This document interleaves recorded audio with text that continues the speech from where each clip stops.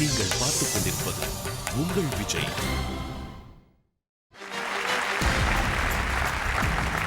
Welcome to Aachi gulab jamun mix Neeya Naana power by Ron India TMT கம்பிகள். அனைவருக்கும் கோபிநாத்தின் அன்பு வணக்கம். பண்டிகை கால சிறப்பு நிகழ்ச்சியின் தொடர்ச்சியாக இந்த ஷோவை நான் பார்க்குறேன். தீபாவளிக்கு முன்னால் ட்ரெஸ் பற்றி நம்ம டிஸ்கஸ் பண்ணோம். தீபாவளியோட ஹேங் ஓவர் இன்னமும் இருக்குது அப்படின்னு எடுத்துக்கலாம்.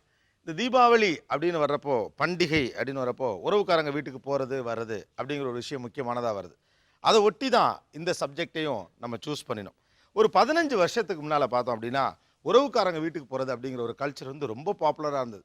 ஒரு குவார்ட்டர்லி லீவ் விட்டுறக்கூடாது, ஆஃபர்லி லீவ் விட்டுறக்கூடாது, சனி ஞாயிறு வீக்கெண்டு கிடச்சிடக்கூடாது, சொந்தக்காரங்களை போய் பார்க்குறது, அவங்க நம்மளை விருந்து கூப்பிட்றது, நாம் அவங்கள விருந்து கூப்பிட்றது, நல்லது கெட்டதில் கலந்துக்கிறது, கொடுத்தா வீட்டுக்கு போகிறது, பரிசு பொருள் கொடுக்குறது, பரிசு பொருள் வாங்கிட்டு வர்றது, இப்படி ஒரு வாழ்க்கை முறை நமக்குள்ள இருந்துச்சு. 15 இயர்ஸ் பேக் வரைக்கும் கூட அது இருந்துச்சு. ஆனால் அது இன்றைக்கி குறைஞ்சி போச்சுங்கிறது யதார்த்தத்தில் இருக்கக்கூடிய உண்மை. அதுக்கு பல்வேறு காரணங்கள் சொல்லப்படுது. ஒரு சோஷியல் பாயிண்ட் ஆஃப் வியூலேருந்து பார்க்கணும் அப்படின்னா இன்றைக்கி அவென்யூஸ் கூட, ஃபார் எக்ஸாம்பிள் டெலிவிஷன் ஒரு பெரிய நேரத்தை அதுவே எடுத்துக்குது. அப்புறம் ஹோட்டல்ஸ், வீக்கெண்டில் ஹோட்டல்ஸுக்கு போகிறது, அல்லது வாரத்தில் 2-3 நாள் ஹோட்டலுக்கு போகிறது, அல்லது டைம் கிடைக்கிறப்ப ஹோட்டலுக்கு போகிறது, ஃப்ரெண்ட்ஸ் வீட்டுக்கு போகிறது, ஃப்ரெண்ட்ஸுக்கெல்லாம் கெட் டுகெதரில் மீட் பண்ணிக்கிறது, இப்படியாக வேறு அவென்யூஸ் நிறையா க்ரியேட் ஆகிருக்கு. ஆனால் அதே நேரத்தில் ஒரு பக்கத்தில் என்ன சொல்கிறாங்க இந்த சைடில் அப்படின்னா, நீங்கள் நல்லது கெட்டது முக்கியமானது இப்படி எல்லா விஷயத்துக்கும் உறவுக்காரர்கள் வீட்டுக்கு போக வர இருக்கணும், அந்த உறவை நீங்கள் எஃபர்ட் எடுத்தாவது அதெல்லாம் செய்யணும் அப்படின்னு ஒரு தரப்பில். இன்னொரு பக்கம் எல்லாத்துக்கும் போயிட்டு இருக்க முடியாங்க, இந்த காலத்தில் நீங்கள் இருக்கீங்க, it is not possible today, அந்த அளவுக்குலாம் உறவுக்காரங்க வீட்டுக்கு போக வர முடியாது, அதில் சிக்கல்களும் கூட இருக்குது அப்படின்னு சொல்கிற ஒரு டைமென்ஷனும் இந்த பக்கம் இருக்குது.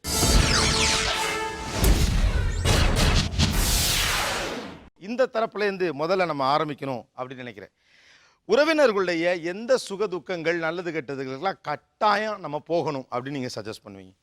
ஒரு குழந்தை பிறந்ததுலேருந்து காது குத்துது, அதுக்கப்புறம் அந்த பொண்ணு ஏஜ் அட்டைன் பண்ணுது, காது குத்துக்கு கட்டாயம் போகணும். வேற விழா காலங்கள் நடக்கும்போது முழுமையாகவே குடும்பத்தாரை அந்த ஊருக்கு அழைப்பார்கள். அத்தனை பேரும் காத்து கொண்டிருப்பார்கள். அந்த விழா வரும், எப்போது வரும், அப்போது நாம் குடும்பத்தோடு அங்கு சென்று எல்லோரோடையும் நாம் இருப்போமே என்று. உங்க விழா காலம்னா திருவிழா மாதிரியான திருவிழா காலங்கள். ஓகே, திருவிழா. எஸ், பொங்கல் பண்டிகைக்கு போகிறோன்றது கரெக்டு தான். அதே சமயத்தில் அதுக்கு அடுத்தது ஒரு கணு பொங்கல்னு ஒன்று பண்ணுறோம் பாருங்க. அது வந்து கட்டாயமாக ஃபேமிலியே எல்லாரும் பிரதர்ஸுடைய சிஸ்டர்ஸுடைய கோஆப்ரேஷன் அவங்களுடைய இதுக்காக தான் பண்ணுறதே. அந்த உறவுக்காரங்களை எல்லாம் போய் பார்க்கணும். கண்டிப்பாக அதை அன்னைக்கு பண்ணி தான் ஆகணும். எல்லாரும் சேர்ந்து பண்ணுறது ஃபங்க்ஷன் அது. அது நான் இதில் கிராமத்தில் இருந்தாலும் சரி, இதில் இருந்தாலும் சரி, கண்டிப்பாக செய்ய வேண்டியது. ஓகே, உறவுக்காரங்கள் வீட்டுக்கு வந்து பண்டிகை காலங்கள் எல்லாத்துக்கும் எல்லாரும் போவோம். ஆனால் ஒருத்தன் உடம்பு சரியில்லாமல் இருக்கான் பார்த்தீங்களா, அப்போ போய் பார்க்கணும், கட்டாயம் போய் பார்க்கணும். அதுவும் எக்கனாமிக்கெலாம் அவன் வந்து கொஞ்சம் டவுனாக இருக்கான் பார்த்தீங்களா, அவனை போய் பார்க்குறப்ப நம்ம எல்லாரும் போய் பார்க்குறப்பே அவனுக்கு அந்த குணமாயிரும். ஓகே, உடம்பு சரியில்லாதப்போ போய் பார்க்கணும். கட்டாயம் போய் பார்க்கணும். Super super point. தென் அப்புறம் வீடுகளில் பொண்ணு பிள்ளைகளை கட்டி கொடுத்துருப்போம் சார். அவங்களுக்கு இந்த வளைகாப்பு நடத்துறது, இந்த குழந்தை பிறந்த நாட்கள், அதுக்கெல்லாம் வந்து தவறாமல் போனோம்னா அவங்க மிக்க மகிழ்ச்சி அடைவாங்க. சூப்பர். ஓகே, தமிழர் மரபில், தமிழர் பண்பாட்டில் உறவுக்காரங்க வீட்டுக்கு எப்பெல்லாம் போகணும், என்னென்ன விஷயத்துக்குலாம் அவசியம் போகணும்? ஆக்சுவலாக திருமணம் முடிஞ்சு அந்த ஒய்ஃப் அழைச்சிட்டு எல்லா வீட்டுக்கும் சொந்த வீட்டுலாம் போயிட்டு வருவாங்க. ஃபஸ்ட்டு வந்து அவங்க யாருன்னு தெரியாது. ஃபஸ்ட்டு ஒய்ஃபு அவங்க நம்மளை நம்பி வந்திருப்பாங்க. அந்த ஒய்ஃபு நம்மளுக்கு மட்டும் தெரியும். ஸோ மற்ற உறவினர்கள்லாம் அழைச்சிட்டு போயிட்டு இன்ட்ரடியூஸ் பண்ணி வைக்கிறது. ஸோ நம்ம குடும்ப உறுப்பினர்கள் எல்லாரையும் அந்த புது மனைவிக்கு அறிமுகப்படுத்துறதுக்காக சொந்தக்காரங்க வீட்டுக்கு போகிறது. சூப்பர். அப்புறம் அது 16th டே செரிமனி அன்னைக்கு தலை கட்டுறதுன்னு ஒன்று உண்டு சார். மரியாதை பண்ணுவாங்க. அந்த உறவினர்கள் இறந்துட்டாருன்னா அவங்க 16ஆம் நாள் போய் அது தலை கட்டுன்னு ஒன்று இருக்கு, கம்பல்சரியா போய் ஆகும், கட்டாயம் போகணும். போய் ஆகணும். நீங்க எந்த ஊரு? காஞ்சிபுரம். காஞ்சிபுரம். தென் இப்போ பொண்ணு பார்க்க வராங்கன்னு வச்சுக்கலேன், அப்போ எல்லா ரிலேட்டிவ்ஸையும் கூப்பிடுவாங்க. பொண்ணு பார்க்க வராங்கன்னா நம்ம ரிலேட்டிவ்ஸ் எல்லாரையும் கூப்பிட்டு அங்கே சொல்லுவாங்க, இவங்க தான் எங்கள் அத்தை, இவங்க தான் எங்கள் மாமா, இவங்க தான் எங்கள் சித்தப்பா, இவங்க தான் என்னோட சித்தி, என்னோட அண்ணன் இந்த டெசிக்னேஷனில் இருக்காரு, என்னோட தம்பி இந்த டெசிக்னேஷனில் இருக்காரு. ஸோ எங்கள் family how big my family is அப்படின்றத தெரிவிப்பாங்க. பொண்ணு பார்க்க வர்றப்போ உறவுகளை அழைப்பார்கள். எல்லாரும் ஒன்றா இருக்கணும். நாங்கள் எவ்வளோ பெரிய ஆட்கள், எவ்வளோ மனிதர்கள் எங்களுக்கு இருக்கிறாங்க, பேர் இருக்காங்க. சூப்பராக சொன்னாங்க. இதுதாங்க யதார்த்தம்ங்கிறது. அருமையான பாயிண்ட். இன்னொரு ஃபங்க்ஷன் என்னன்னு பார்த்தீங்கன்னா, திருமணம் முடிஞ்ச உடனே வீடு பார்க்க வர்றது அப்படின்னு ஒரு ஃபார்மாலிட்டி ஒன்று இருக்கு. ஆக்சுவலாக சவுத் சைட்லலாம் வந்து பார்த்தீங்கன்னா திருமணம் முடிஞ்ச உடனே சீரை வந்து பார்த்தீங்கன்னா மண்டபத்தில் இப்போ சென்னையில் இறக்குற மாதிரிலாம் இறக்க மாட்டாங்க. மதுரையில் மேரேஜ் முடிஞ்சதுக்கப்புறம் ஒரு 3rd டே இல்லைனா 2nd டே அந்த பொண்ணோட ஊர்ல இருந்து எல்லா ரிலேட்டிவ்ஸும் வருவாங்க. அது ஒரு 300 மெம்பர்ஸ் கிட்ட வருவாங்க அந்த மாப்பிள்ளை வீட்டுக்கு. அப்போ சீரோ எல்லாமே எல்லா சீரும் கொண்டு வருவாங்க. அந்த பொண்ணுக்கு பெரிய குத்து விளக்கு ஒன்று கொடுப்பாங்க. அதை எடுத்துட்டு அந்த பொண்ணு வரும். அப்போ எல்லா ரிலேட்டிவ்ஸும் மாப்பிள்ளை வீட்டுக்கு வருவாங்க. ஸோ அப்புறம் மாப்பிள்ளை வீட்டில் இருந்து அவங்க எல்லாரையும் கௌரவிப்பாங்க. ஓகே, இந்த பொண்ணு வாழ போற வீடு எப்படி இருக்குன்னு பார்க்க உறவுக்காரர்கள் எல்லோரும் அவங்க வருவாங்க. எல்லாருமே வருவாங்க. அது நான் பார்த்த வரைக்கும் மதுரையில வந்து that's one of the very best practice they are having it. Then அடுத்து வீட்டில் பெரியவங்க இருக்கும்போது அவங்களுக்கு 60, 80 இது மாதிரி மைக் நல்லா பக்கத்துல வச்சுக்கோங்க. 60, 80 இது மாதிரி ஃபங்க்ஷன்ஸ் அவங்க ஏஜ் வரும்போது வைப்பாங்க. அப்போல்லாம் அவங்க உறவுக்காரங்க எல்லாருமே வந்து அவங்கள்ட்ட ஆசீர்வாதம் வாங்கிட்டு போவாங்க. இது இந்த காலத்தில் கிடையாது. இந்த 60 சஷ்டியத பூர்த்தியெல்லாம் தமிழர்களுக்கே புதிதுதான். 60ஆம் கல்யாணங்கிறதுலாம் நம்ம முன்னால பண்ணல. கொஞ்சம் பணம் வந்த பிறகும் வேற்று கலாச்சாரங்கள் உள்ள வந்த பிறகும் தான் நம்ம 60ஆம் கல்யாணமே பண்றோம். ஆனால் தமிழர் மரபுல 60ஆம் கல்யாணம்னு கான்செப்டே இங்கே கிடையாது. உண்மைதான். ஒரு காலகட்டத்துக்கு அப்புறம் நமக்கு கொஞ்சம் பணம்லாம் வந்த பிறகும் வேறு விஷயங்கள் நல்லா இருக்கு. 60 வயசுல ஒரு திருமணம் செஞ்சா இன்னொரு மேரேஜ் மாதிரி ஒரு இது பண்ணலாமேங்கிற ஃபீல்ல பண்றது. ஆக்சுவலாக உண்மையாக சொல்ல போனால் வயதானவர்கள் ரொம்ப உடம்பு சரியில்லாமல் படுத்துட்டாங்க அப்படின்னா உறவுக்காரங்க வந்துடுவாங்க. அப்போ பார்க்க வரோம். அவங்களே நான் இவங்களெல்லாம் பார்க்கணும் அப்படின்னு கூப்பிடுவாங்க. அடுத்தது சார், ஒரு கோவில் வந்து ஒவ்வொரு குடும்பத்துக்கும் ஒரு கோவில் இருக்கும். அது தெற்குலேயும் சரி வடக்குலேயும் சரி. அந்த குடும்பத்துக்கு பங்காளிகள் எல்லாம் வருவாங்க, குழந்தை குஞ்சு எல்லாம் வரும் அன்னைக்கு. ஓகே, அதை வந்து ஒரு பிரமாதமாக கொண்டாடுவாங்க. கிடா வெட்டி கொண்டாடுறது. அது கிடா வெட்டுவாங்க. நாங்களாம் நான்வெஜ் சாப்பிட மாட்டோம். பொங்கல் வைப்பாங்க, பலவிதமான பொங்கல் வைக்கிறது இல்லாட்டி கிடா வெட்டுறது. கிடா வைக்கிறது. குலதெய்வம் வரலன்னா தெய்வ குத்தம் ஆகிடும். தெய்வ குத்தம் அந்த பயமே இல்லை சார். இப்போ தெய்வமாவது குத்தமாவதுங்கிறாங்க, அதனால வர்றதில்லை. ஓகே, பின்னால வீடு கொடுத்துன மாறும் போதே மாமா மச்சான் கண்டிப்பா அந்த பால் காய்ச்சி குடிக்கிறதுக்கு வருவாங்க. எஸ். இப்ப அந்த கல்ச்சரே கிடையாது. அந்த ரெண்டு பேரு அந்த குழந்தைய வச்சுக்கிட்டு ஒரு பாலை காய்ச்சி குடிச்சிடுறாங்க. தென் திருமணத்துக்கு முன்னாடி 5வது நாள் இல்லாட்டி 7வது நாள் பந்தக்கால் நடுவாங்க. அந்த பந்தக்காலுக்கு பெரும்பாலும் சொந்தக்காரங்க வருவாங்கன்னு எதிர்பார்ப்பாங்க.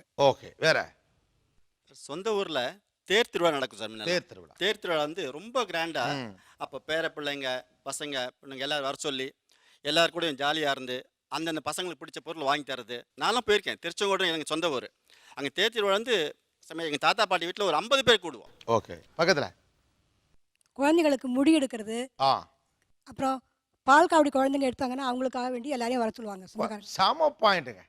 பால் காவடி எடுத்தா கட்டாயம் வரணுமா? அது குழந்தைங்களுக்கு பால் காவடி எடுக்கிறப்போ அது வேண்டுதல், அதுக்கு கட்டாயம் வரணும். குறிப்பா மாமா மச்சான் நீங்க சொன்ன மாதிரி. எஸ் சார், நம்ம திருநெல்வேலி பக்கம் சார், அந்த பக்கம்லாம் பங்குனி உத்திரம்னு ஒரு விழா. பங்குனி உத்திரம் சாஸ்தாங்க கோயிலுக்கு போகிறதுன்னு ஒரு இது வச்சுருப்பாங்க. அது சொக்காரங்கன்னு சொல்லுவாங்க. அதாவது இந்த ஃபேமிலி பிரதர்ஸ் ரிலேஷன்ஸ் வரும். அந்த எல்லாருமே அந்த பங்குனி உத்திரத்துக்கு இந்த சாஸ்தாங்க கோயிலுக்கு போயிட்டு வர்றது வருவாங்க. காவடி எடுக்கிறது. அக்கா தங்கச்சி வீட்டில் வளைகாப்பு இருந்தால் நம்மலாம் போனோம்னா ரொம்ப அன்பாக பாசமாக ஒரு மாதிரி ஒருத்தருக்கு ஒருத்தர் உறவு ஜாஸ்தி ஆகும். அந்த நேரத்தில் போனால் ரொம்ப வளைகாப்பு கண்டிப்பாக போகணும். பின்னால் ஆடி மாதம் குதிரை எடுத்து விடுவாங்க. மதுரை பக்கம் கிராமங்கள்ல இருக்கு குதிரை எடுப்பு. அது இருக்கு. அப்போ போய் பொங்கல் வைப்பாங்க மறுநாள். ஸோ அந்த ஃபங்க்ஷனுக்கு இப்போ நிறைய பேர் போறது இல்லை, அதுக்கு போகணும். ஓகே, நிறைய விஷயங்கள் சொன்னாங்க. கிடா வெட்டுக்கு போகணும், வளகாப்புக்கு போகணும், கல்யாணத்துக்கு போகணும், குழந்தை பிறப்பு போகணும், பேர் வைக்கிறதுக்கு போகணும், ஒருத்தவங்க நல்லது கெட்டது இறப்புக்கு போகணும், இப்படி நிறைய அக்கேஷன்ஸ் சொன்னாங்க. ஓகே, இதில் நீங்கள் எது கேள்விப்பட்டதே இல்லை?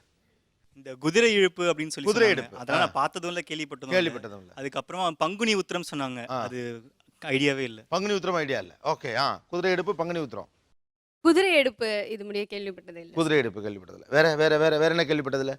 மதுரையில் சொன்னாங்க கல்யாணம் முடிஞ்சிட்டு ஒரு 300 பீப்புள்ஸ் வந்துட்டு சீர் எடுத்துட்டு வருவாங்கன்னு சொல்லிட்டு, அந்த மாதிரி எதுவும் கேள்விப்பட்டதில்லை. ஓகே, பின்னால பால் காவடிக்கு உறவினர்கள்லாம் வரணுங்கிறது நான் கேள்விப்பட்டார். ஓகே, பேசலாம் ஒரு சிறிய இடைவெளிக்கு பிறகு. இது Aachi gulab jamun mix. Neeya Naana power by Ron India TMT கம்பிகள். ஸ்டேட்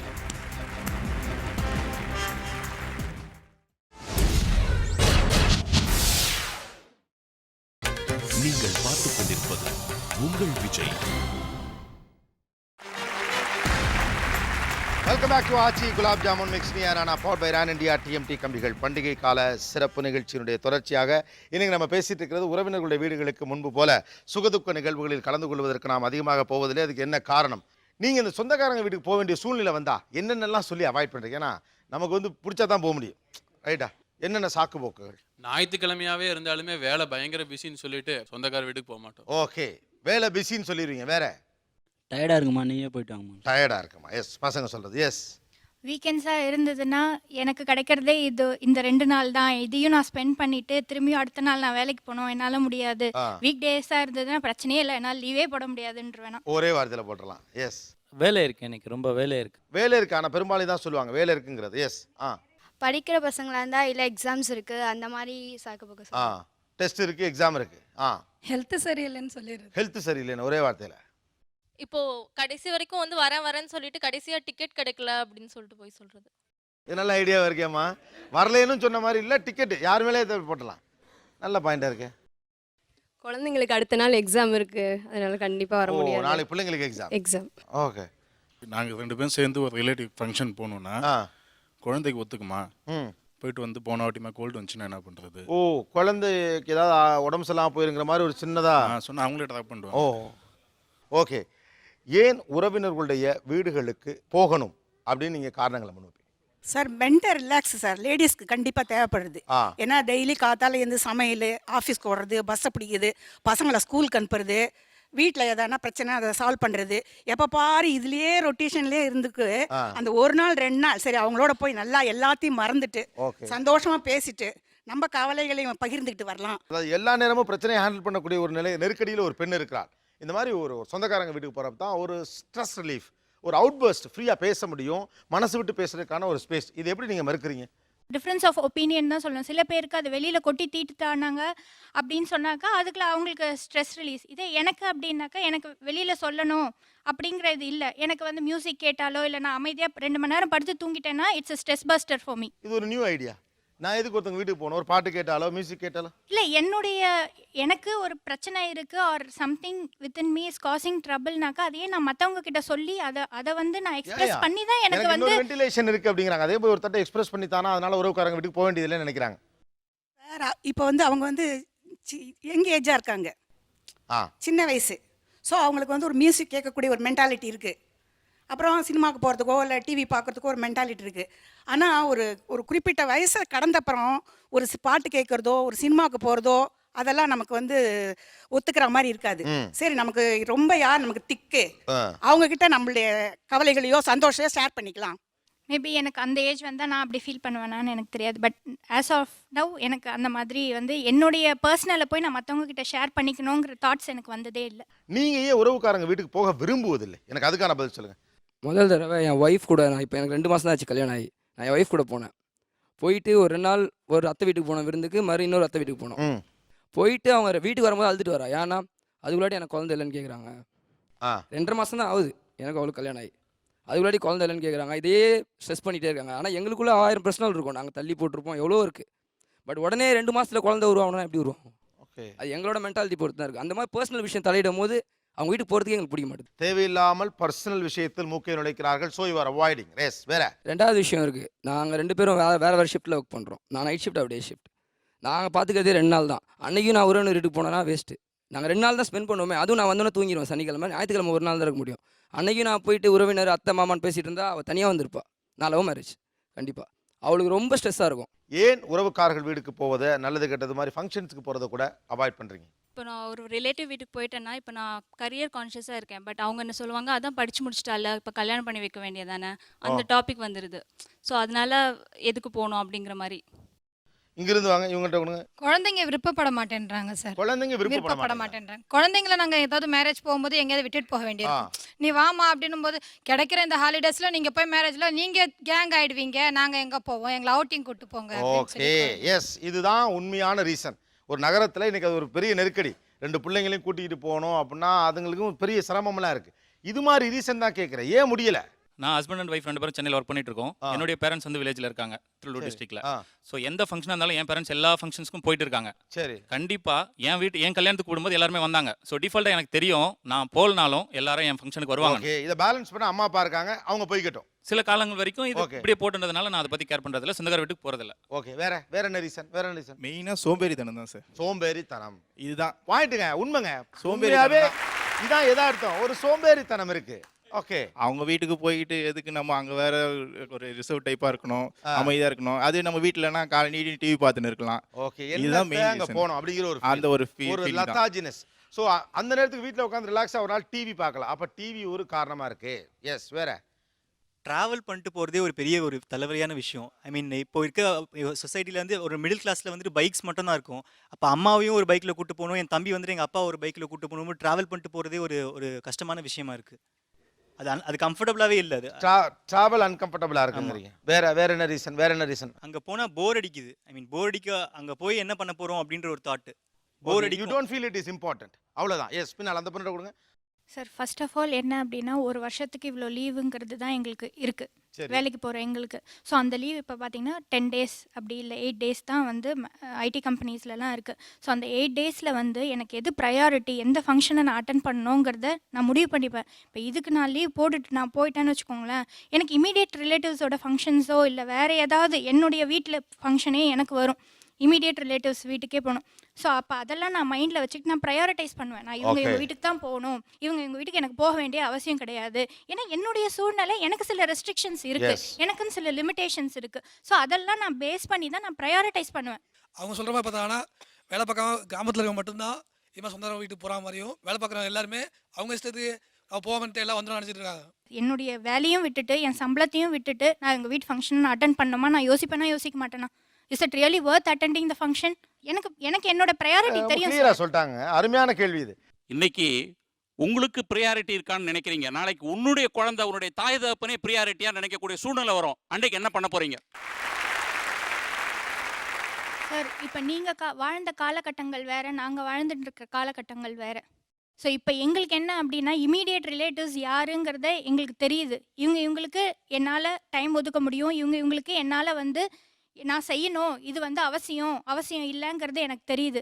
இன்னைக்கு நான் ப்ரையாரிட்டைஸ் பண்ணுறேன், என்னுடைய வாழ்க்கை முறை இது, இந்த மனநிலை எல்லாருக்கிட்டையுமே இருக்கா. இன்னைக்கு காலம் அவங்களை அந்த இடத்துக்கு கூட கொண்டு வந்து சேர்த்துருக்கலாம். யார் ஒர்த்து அதுக்கு மட்டும்தான் நான் ப்ரையாரிட்டி கொடுக்க முடியும்.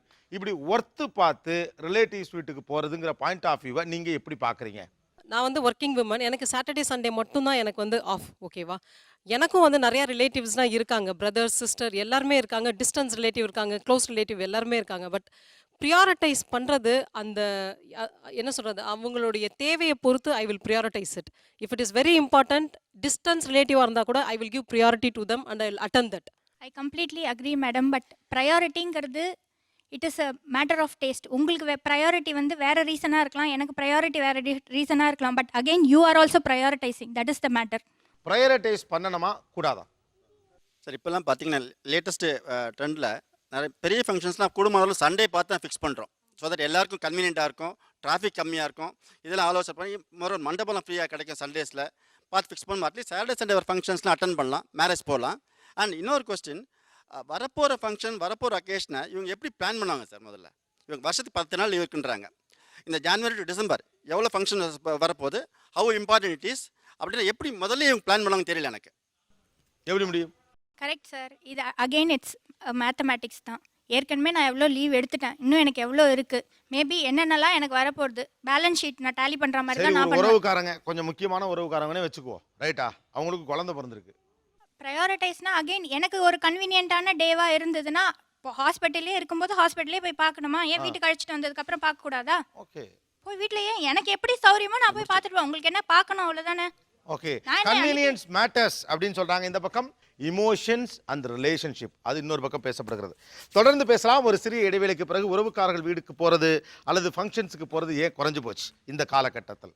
ஒரு சிறிய இடைவேளைக்கு பிறகு சந்திப்போம். இது Aachi gulab jamun mix Neeya Naana, powered by Ron India TMT கம்பிகள். State.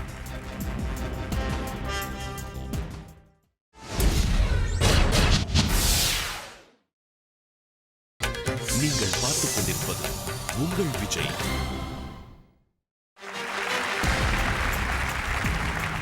Welcome back to Aachi gulab jamun mix Neeya Naana, powered by Ron India TMT கம்பிகள். உறவுக்காரர்களுடைய வீடுகளுக்கு செல்லும் பழக்கம் ஏன் குறைந்து விட்டது, ஏன் அதை தவிர்க்கிறார்கள் இந்த ஜென்ரேஷனை சேர்ந்தவங்க அப்படின்னு ஒரு டீட்டெயில் நம்ம பேசிட்டு இருக்கோம். 2 சிறப்பு விருந்தினர்கள் இப்போ நம்ம ஃப்ளோருக்கு வர போகிறாங்க. 2 பேரும் உங்களுக்கு தெரிந்த முகங்கள் அப்படின்னு சொல்லலாம்.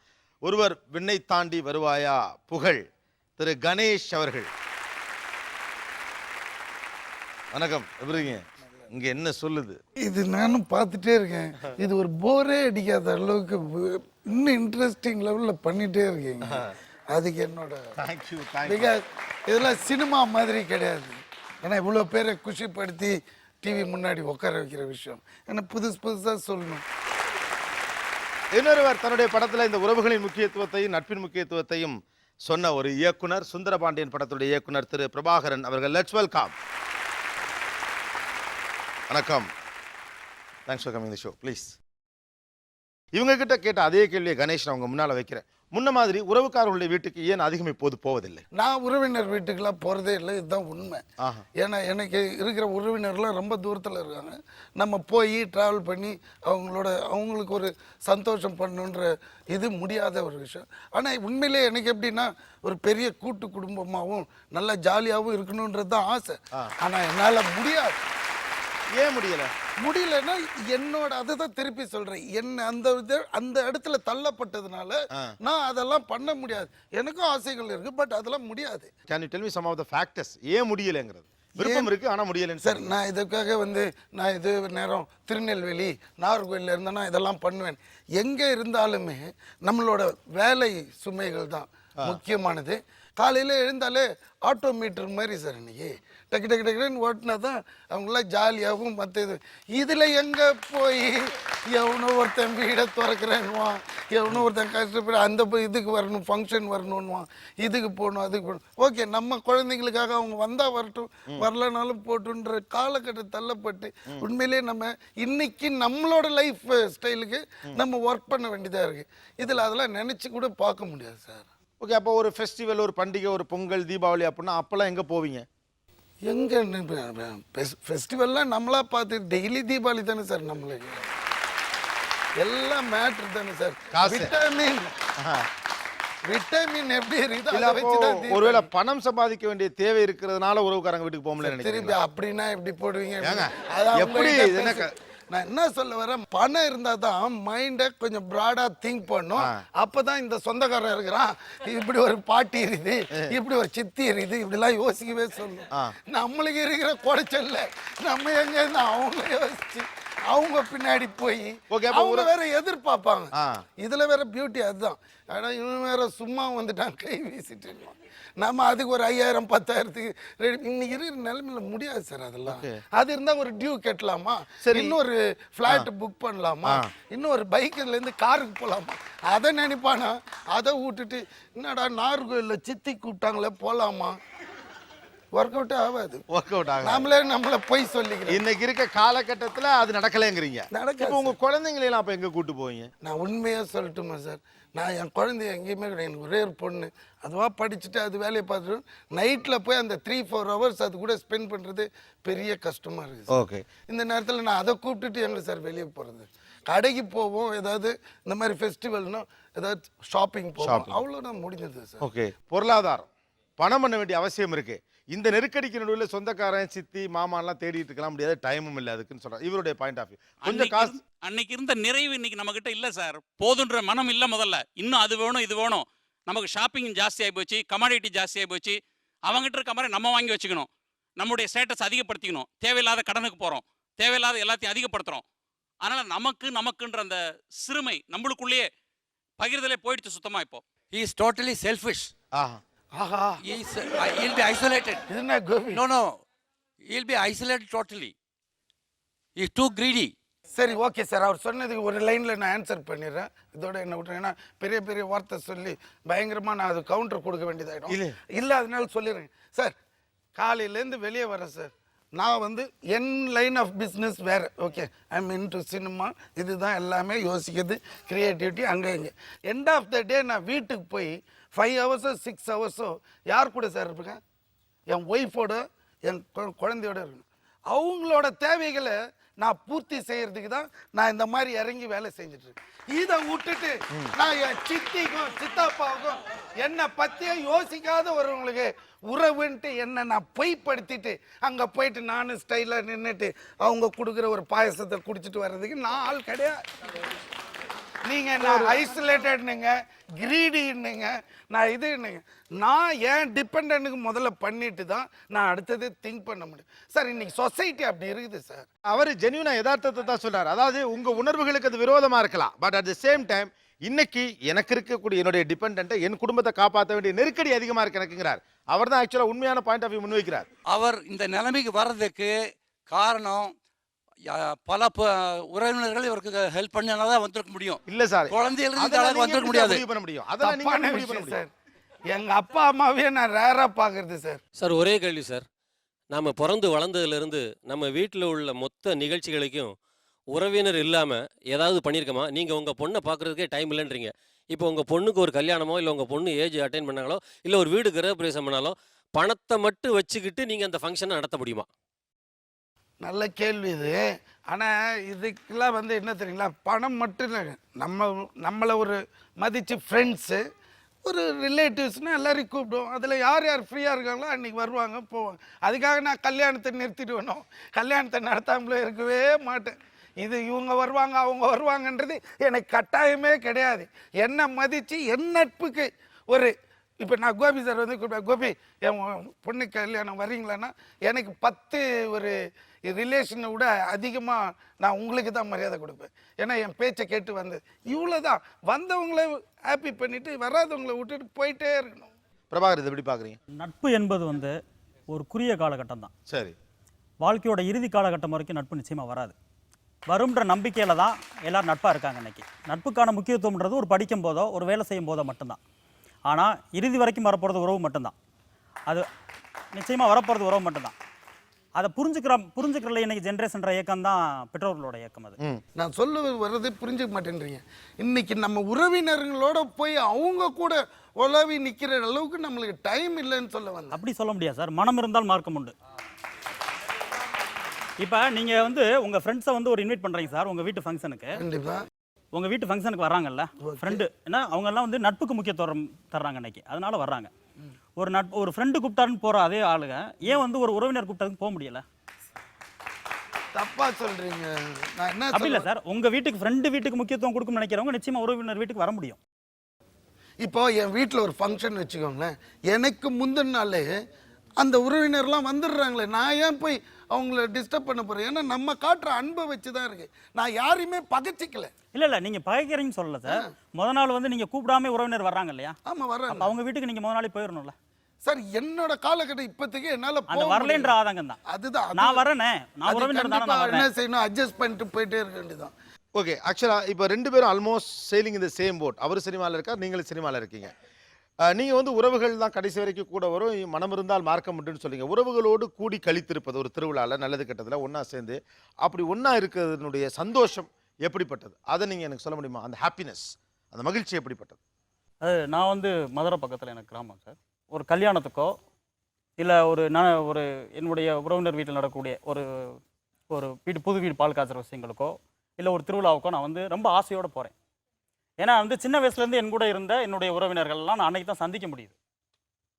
அது வந்து எப்படின்னா ஒரு போயிட்டு வந்ததுக்கப்புறம் ஒரு 3 நாள் 4 நாளாக வந்து நான் என்னால் வந்து அதை நினச்சிக்கிட்டே இருக்க முடியுது. ஏன்னா அது ஒரு ஏக்கம். நான் இங்கே இருக்கின்றதுக்காக, நகரத்தில் இருக்கின்றதுக்காக நான் போய் அவங்களை சந்திக்க அந்த கிடைக்கிற ஒரு வாய்ப்பை நான் வந்து மிஸ் பண்ணிட முடியாது. ஏன்னா என்ன மாதிரி தான் அவங்களும் வருவாங்க. போக முடியலை, எனக்கு வேலை இருக்குது அப்படின்னு நான் சொல்கிறது வந்து காரணமாக இருக்கலாம். ஆசை இருந்துச்சுன்னா நான் கிளம்பி போயிடுவேன். அவர் பாயிண்ட் கரெக்ட். ஏன்னா அவர் ஒரு ஃபங்க்ஷன் போய் எல்லாரையும் மீட் பண்ணுறேன். நம்மளுக்கு எப்போ ஹாலிடே கிடைக்குதோ அந்த 3-4 டேஸ் நம்ம நேட்டிவ் ஊருக்கு போயிட்டு எல்லாரையும் பார்த்துட்டு வரோம். நீங்கள் எந்த ஊர், உங்களுக்கு சொந்த ஊர் இது, உங்கள் நேட்டிவ் இது? ஆக்சுவலாக நாகர்கோவில். நாகர்கோவில். ஆமாம். ஓகே. கடைசியாக நீங்கள் எந்த உறவினருடைய வீட்டுக்கு போனீங்க? கடைசியாக ஐ மீன் இதுக்கு முன்னால், இங்கே வர்றதுக்கு முன்னால் 10 நாளைக்கு முன்னாலே, 1 மாதத்துக்கு முன்னாலே என்னோட பெரியம்மா பையன் அவனோட பொண்ணு கல்யாணத்துக்கு போனேன் சார், ட்ரிவாண்ட்ரம். ஓகே, அதுக்கப்புறம் போக முடியல. போவேன் சார், எப்போது ஃப்ரீ இருந்ததுன்னு வச்சுக்கல. என் மதர் பிளேஸ் வந்து ட்ரிவாண்ட்ரம். ஸோ அங்கே போனேன்னா என் மதர் சைடு இருக்கிற எல்லா கசின்ஸ் அவங்களெல்லாம் பார்ப்பேன். இப்படி வந்தேன்னா நாகர்கோவில் போனால் அங்கே போயிட்டு எங்கள் ஃபாதர் சைடில் இருக்க பிரதர்ஸ் எல்லாம் இருப்பாங்க, அவங்க சித்தப்பாங்களாம் பார்த்துட்டு பெரியப்பா, அவ்வளோதான் சார். ஸோ சார் வந்து ஒரு வகையில் வந்து உறவினர்களுடைய வந்து பார்க்கணுன்ற ஆசை சாருக்கு இருக்கு. இல்லை, அது அவர் ஆரம்பத்தில் ஒத்துக்கிட்டாரு. அதாவது இப்போ என்னன்னா 2 விஷயம் தான். சூழ்நிலை என்னை அனுமதிக்கவில்லைன்னு அவர் சொல்றாரு. சூழ்நிலை அனுமதிக்காமல் போனால் நீங்கள் சிரத்தை எடுக்கணும்னு ஒரு விஷயம் சொல்றீங்க. என்னுடைய கேள்வி, நாளைக்கு சினிமாவில் இன்னமும் பிஸி ஆகிட்டு நீங்கள் ரொம்ப ஒரே நேரத்தில் 2 படம் இயக்குகிற அந்த மாதிரியான ஒரு பெரிய வேலைகள் இருக்குது, அப்பையும் நீங்கள் இந்த உறவுகளோட போய் இருக்கணுங்கிறத மனதார விரும்புவீங்களா? அதாவது சூழ்நிலை வந்து அதுக்கான இடம் கொடுக்குதாருன்றது வந்து அன்னைக்கு முடிவு பண்ண வேண்டிய விஷயம் சார். ஆனால் அவங்கள போய் சந்திக்கணுன்ற ஆசை எனக்கு இருக்கு. ஏன்னா எனக்கு நண்பர்கள் வந்து இப்போ நான் வந்து எனக்கு நிறைய ஃப்ரெண்ட்ஸ் இருக்காங்க ஊரில். எல்லாருமே என்னுடைய உறவினர்கள் தான் நண்பர்களாக இருக்காங்க. ஏன்னா என்னோட உறவினர் தான் நான் ஃப்ரெண்டாக இன்னைக்கு எங்கள் டீமே வந்து நாங்கள் வந்து எப்படின்னா என்னுடைய ரொம்ப க்ளோஸ் ரிலேட்டிவ் தான் எல்லாம். சொந்தக்காரங்க தான், சொந்தக்காரங்க தான் எனக்கு ஃப்ரெண்ட்ஸாக இருக்காங்க. ஓகே. ஸோ அது இந்த நம்ம இந்த விருந்து இல்லை இந்த மாதிரி பாக்கியம் வந்து ரொம்ப ரேர், எல்லாருக்கும் கிடைக்கவே கிடைக்காது. இதை பாக்கியமா நீங்க பாக்குறீங்களா? இது ரேர் அப்படின்னு சொல்றாரு கணேஷ். நான் திரும்ப சொல்ல வர விஷயம் தான், நமக்கு விருப்பம் இருந்துச்சுன்னா நம்ம செஞ்சுருவோம். அதை உறவுகள் விட்டு போகக்கூடாதுன்றது ஆசை தான் எனக்கு. ஓகே, ஒரு எஃபர்ட் எடுத்தா அது நடக்கும், நிச்சயமா நடக்கும். நண்பர்களோட கழிக்கக்கூடிய நேரத்தை ஏன் உறவினர்களோட கழிக்க முடியாது சார்? உறவினர்களோட ஒரு லெவல் தான் சார் வச்சுக்க முடியும், நண்பர்களோட இன்னொரு ஸ்டெப்பு மேலே வச்சுக்கலாம் sir. This all how your mind செட்ன்றது சார். the comfort level நண்பர்களோடு கூட இருக்கு, உறவுகளோட இருக்கப்ப கொஞ்சம் ரெஸ்ட்ரிக்டடா இருக்கு பாயிண்ட் ஆஃப் வியூ. இன்னைக்கு இந்த உறவு வீடுகளுக்கு போறது வர்றது இதெல்லாம் நகர்ப்புறங்கள்ல குறைஞ்சிக்கிட்டே வர்றதை பார்க்குறப்போ உங்களுக்கு எப்படி இருக்கு? அதாவது சார் சொல்கிறது மாதிரி மணி மோட்டிவ் தான் இப்போ இருக்குது சார். அதாவது என்னுடைய வேலை, நான் தேடக்கூடிய பணம், அதை நோக்கி பயணம் போய்கிட்டு இருக்கும்போது நிச்சயமாக இன்னும் உறவுகள் விட்டு போயிட்டு தான் இருக்கும். இன்றைக்கி இருக்கிறத விட இன்னும் அதிகமாக விட்டு போகும். ஆனால் ஒரு காலம் கடந்ததுக்கப்புறம் என்னுடைய பண தேவை ஒருவேளை பூர்த்தி ஆகலாம். மனுஷனுக்கு எங்கே நமக்கு நிறைவடைவுன்றது தெரியாது. ஒருவேளை நிறைவு அடைஞ்சிட்டு இது போதும் அப்படின்னு அடுத்த ஸ்டேஜ் யோசிக்கும் போது நிச்சயமாக ஒரு பெயின் இருக்கும், நமக்குள்ள ஒரு பெயின் இருக்கும். அது அது ஒரு அழுகையா இருக்கலாம், இல்ல சொல்ல முடியாத ஒரு கணம் இருக்கலாம், இதயத்துக்குள்ள மனசுக்குள்ள நமக்கு இருக்கலாம். இப்போ அதை உணர முடியாதுங்கிறீங்க? நிச்சயமா முடியாது. ஓகே, இந்த ஏன்னா நம்மளுடைய நோக்கம் வேற. ஓகே, பணமும் என்னுடைய வேலையும் தான் இப்போ என்னுடைய நோக்கமா இருக்கு. அதனால இப்போ அது தெரியாது எனக்கு. நான் வேகமா போயிட்டு இருக்கும்போது எதை பத்தி நான் யோசிக்க மாட்டேன். இப்போ அதுதான் இன்னைக்கு இருக்க ஜெனரேஷனுடைய கரெக்ட் தானே பார்வை. பணம்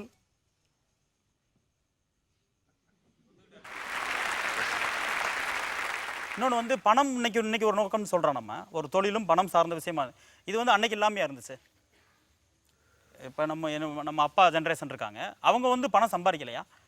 நம்மளை படிக்க வச்சது யார்? நமக்கு ஒரு வேலை வாங்கி கொடுத்தது யார்? எல்லாமே அவங்க உழைச்ச உழைப்பு தான். அன்னைக்கும் பணத்தை நோக்கிய ஒரு பார்வையும் ஒரு பயணமும் இருந்துக்கிட்டு தான் இருந்துச்சு.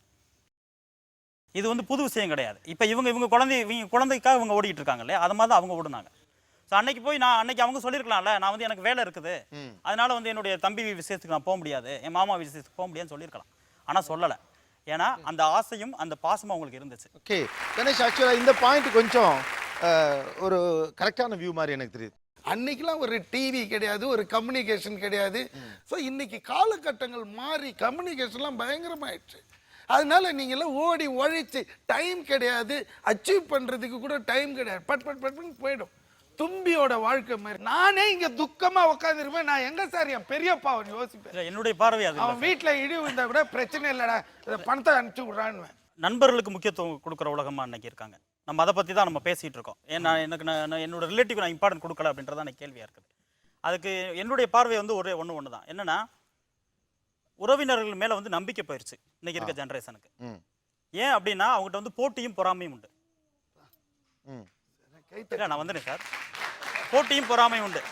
ஏன்னா ஒரு ரிலேட்டிவாக இருக்கும்போது ஏன் அளவுக்கு அவங்க வளர்ந்துருவாங்களா, வளர்ந்தவங்களுடைய உணர்வு ஏன் அளவுக்கு அவங்க வந்துருவாங்களோ அப்படின்ற ஒரு பார்வை இருக்குது. அவங்க மேலே வந்திருக்கவங்களை பார்க்கும்போது நமக்கு அவங்க மாதிரி நம்ம வந்துட மாட்டோமா அப்படின்ற ஒரு ஏக்கம் இருக்குது. அந்த ஏக்கமும் அது என்ன ஒரு பொறாமையை நின்றுது. அதனால தான் உறவினர் விட்டு ஒதுங்கிட்டாங்க, நண்பர்கள் நோக்கி அந்த இன்னைக்கு இருக்க ஜென்ரேஷன் போயிட்டாங்க. ஆனால் உண்மை என்னன்னா இப்போ நட்புக்குள்ளேயும் அந்த பொறாமை வந்துருச்சு. படிக்கிற காலகட்டத்தில் நான் படிக்கிறேன், நான் இந்த மார்க் வாங்கியிருக்கேன், நான் போய் இங்கே சேரலாம், அவன் போய் இதோட பெரிய கம்பெனியில் சேர்ந்துட்டான், எனக்கு இவ்வளோ சம்பளம், அவன் இயரில் 1 இயர் அவ்வளோ இது பண்ணுறான் அப்படின்னு சொல்லிட்டு அந்த உணர்வு, அந்த போட்டியாக இருந்த உணர்வு பொறாமையாக அங்கே மாறிக்கிட்டு இருக்கு. ஸோ இன்னும் கொஞ்சம் காலம் கடந்ததுக்கப்புறம் அவங்க அந்த நட்பை பற்றி அவங்க புரிஞ்சுக்குருவாங்க. அப்போ திரும்ப உறவு தேவைப்படும். ஓஹோ, இல்லை இதில் ஒரு சின்ன தப்பு இருக்குது சார். அதாவது நண்பனோட பொறாமை ஹெல்த்தியாக எடுத்துகிட்டு ட்ராவல் ஆகிறது ஒரு விஷயம் இருக்குது. இந்த ரிலேஷன் பொறாமைன்றார் பாருங்க, அதுதான் ரொம்ப ரிஸ்கி பாயிண்ட். ஏன்னா அவன் எல்லாரையும் ஸ்பாயில் பண்ணுவான் ரிலேட்டிவ்ல. அவன் எதை பண்றான் எதை பண்றான்னு எல்லாம் அப்படி பார்த்தா ஒரு நண்பன் உங்கதான் பொறாமைப்படுவான். அதுக்கு நீங்க இன்னும் கவுண்டர் பண்ணிட்டே போகலாம். ஒரு நண்பனால அவ்வளவுதான் டேமேஜ். பட் இந்த உறவினர் ஒருத்தன் டேமேஜ் பண்ண ஆரம்பிச்சானா டோட்டல் நெட்வொர்க்கே டேமேஜ் ஆகும். கரெக்டா? Thanks a lot Ganesh and Prabhakar. All the very best. Very nice, ரொம்ப நல்லா இருந்துச்சு. மனதிலிருந்து வந்த வார்த்தைகள் ரொம்ப அழகாக இருந்துச்சு. All the best, best wishes. Thanks for coming. ஒரு சிறிய இடைவேளைக்கு பிறகு தொடர்ந்து பேசலாம். இது Aachi gulab jamun mix Neeya Naana powered by வேன் இண்டியா டிஎம்டி கம்ப்யூட்டர். தேங்க்யூ.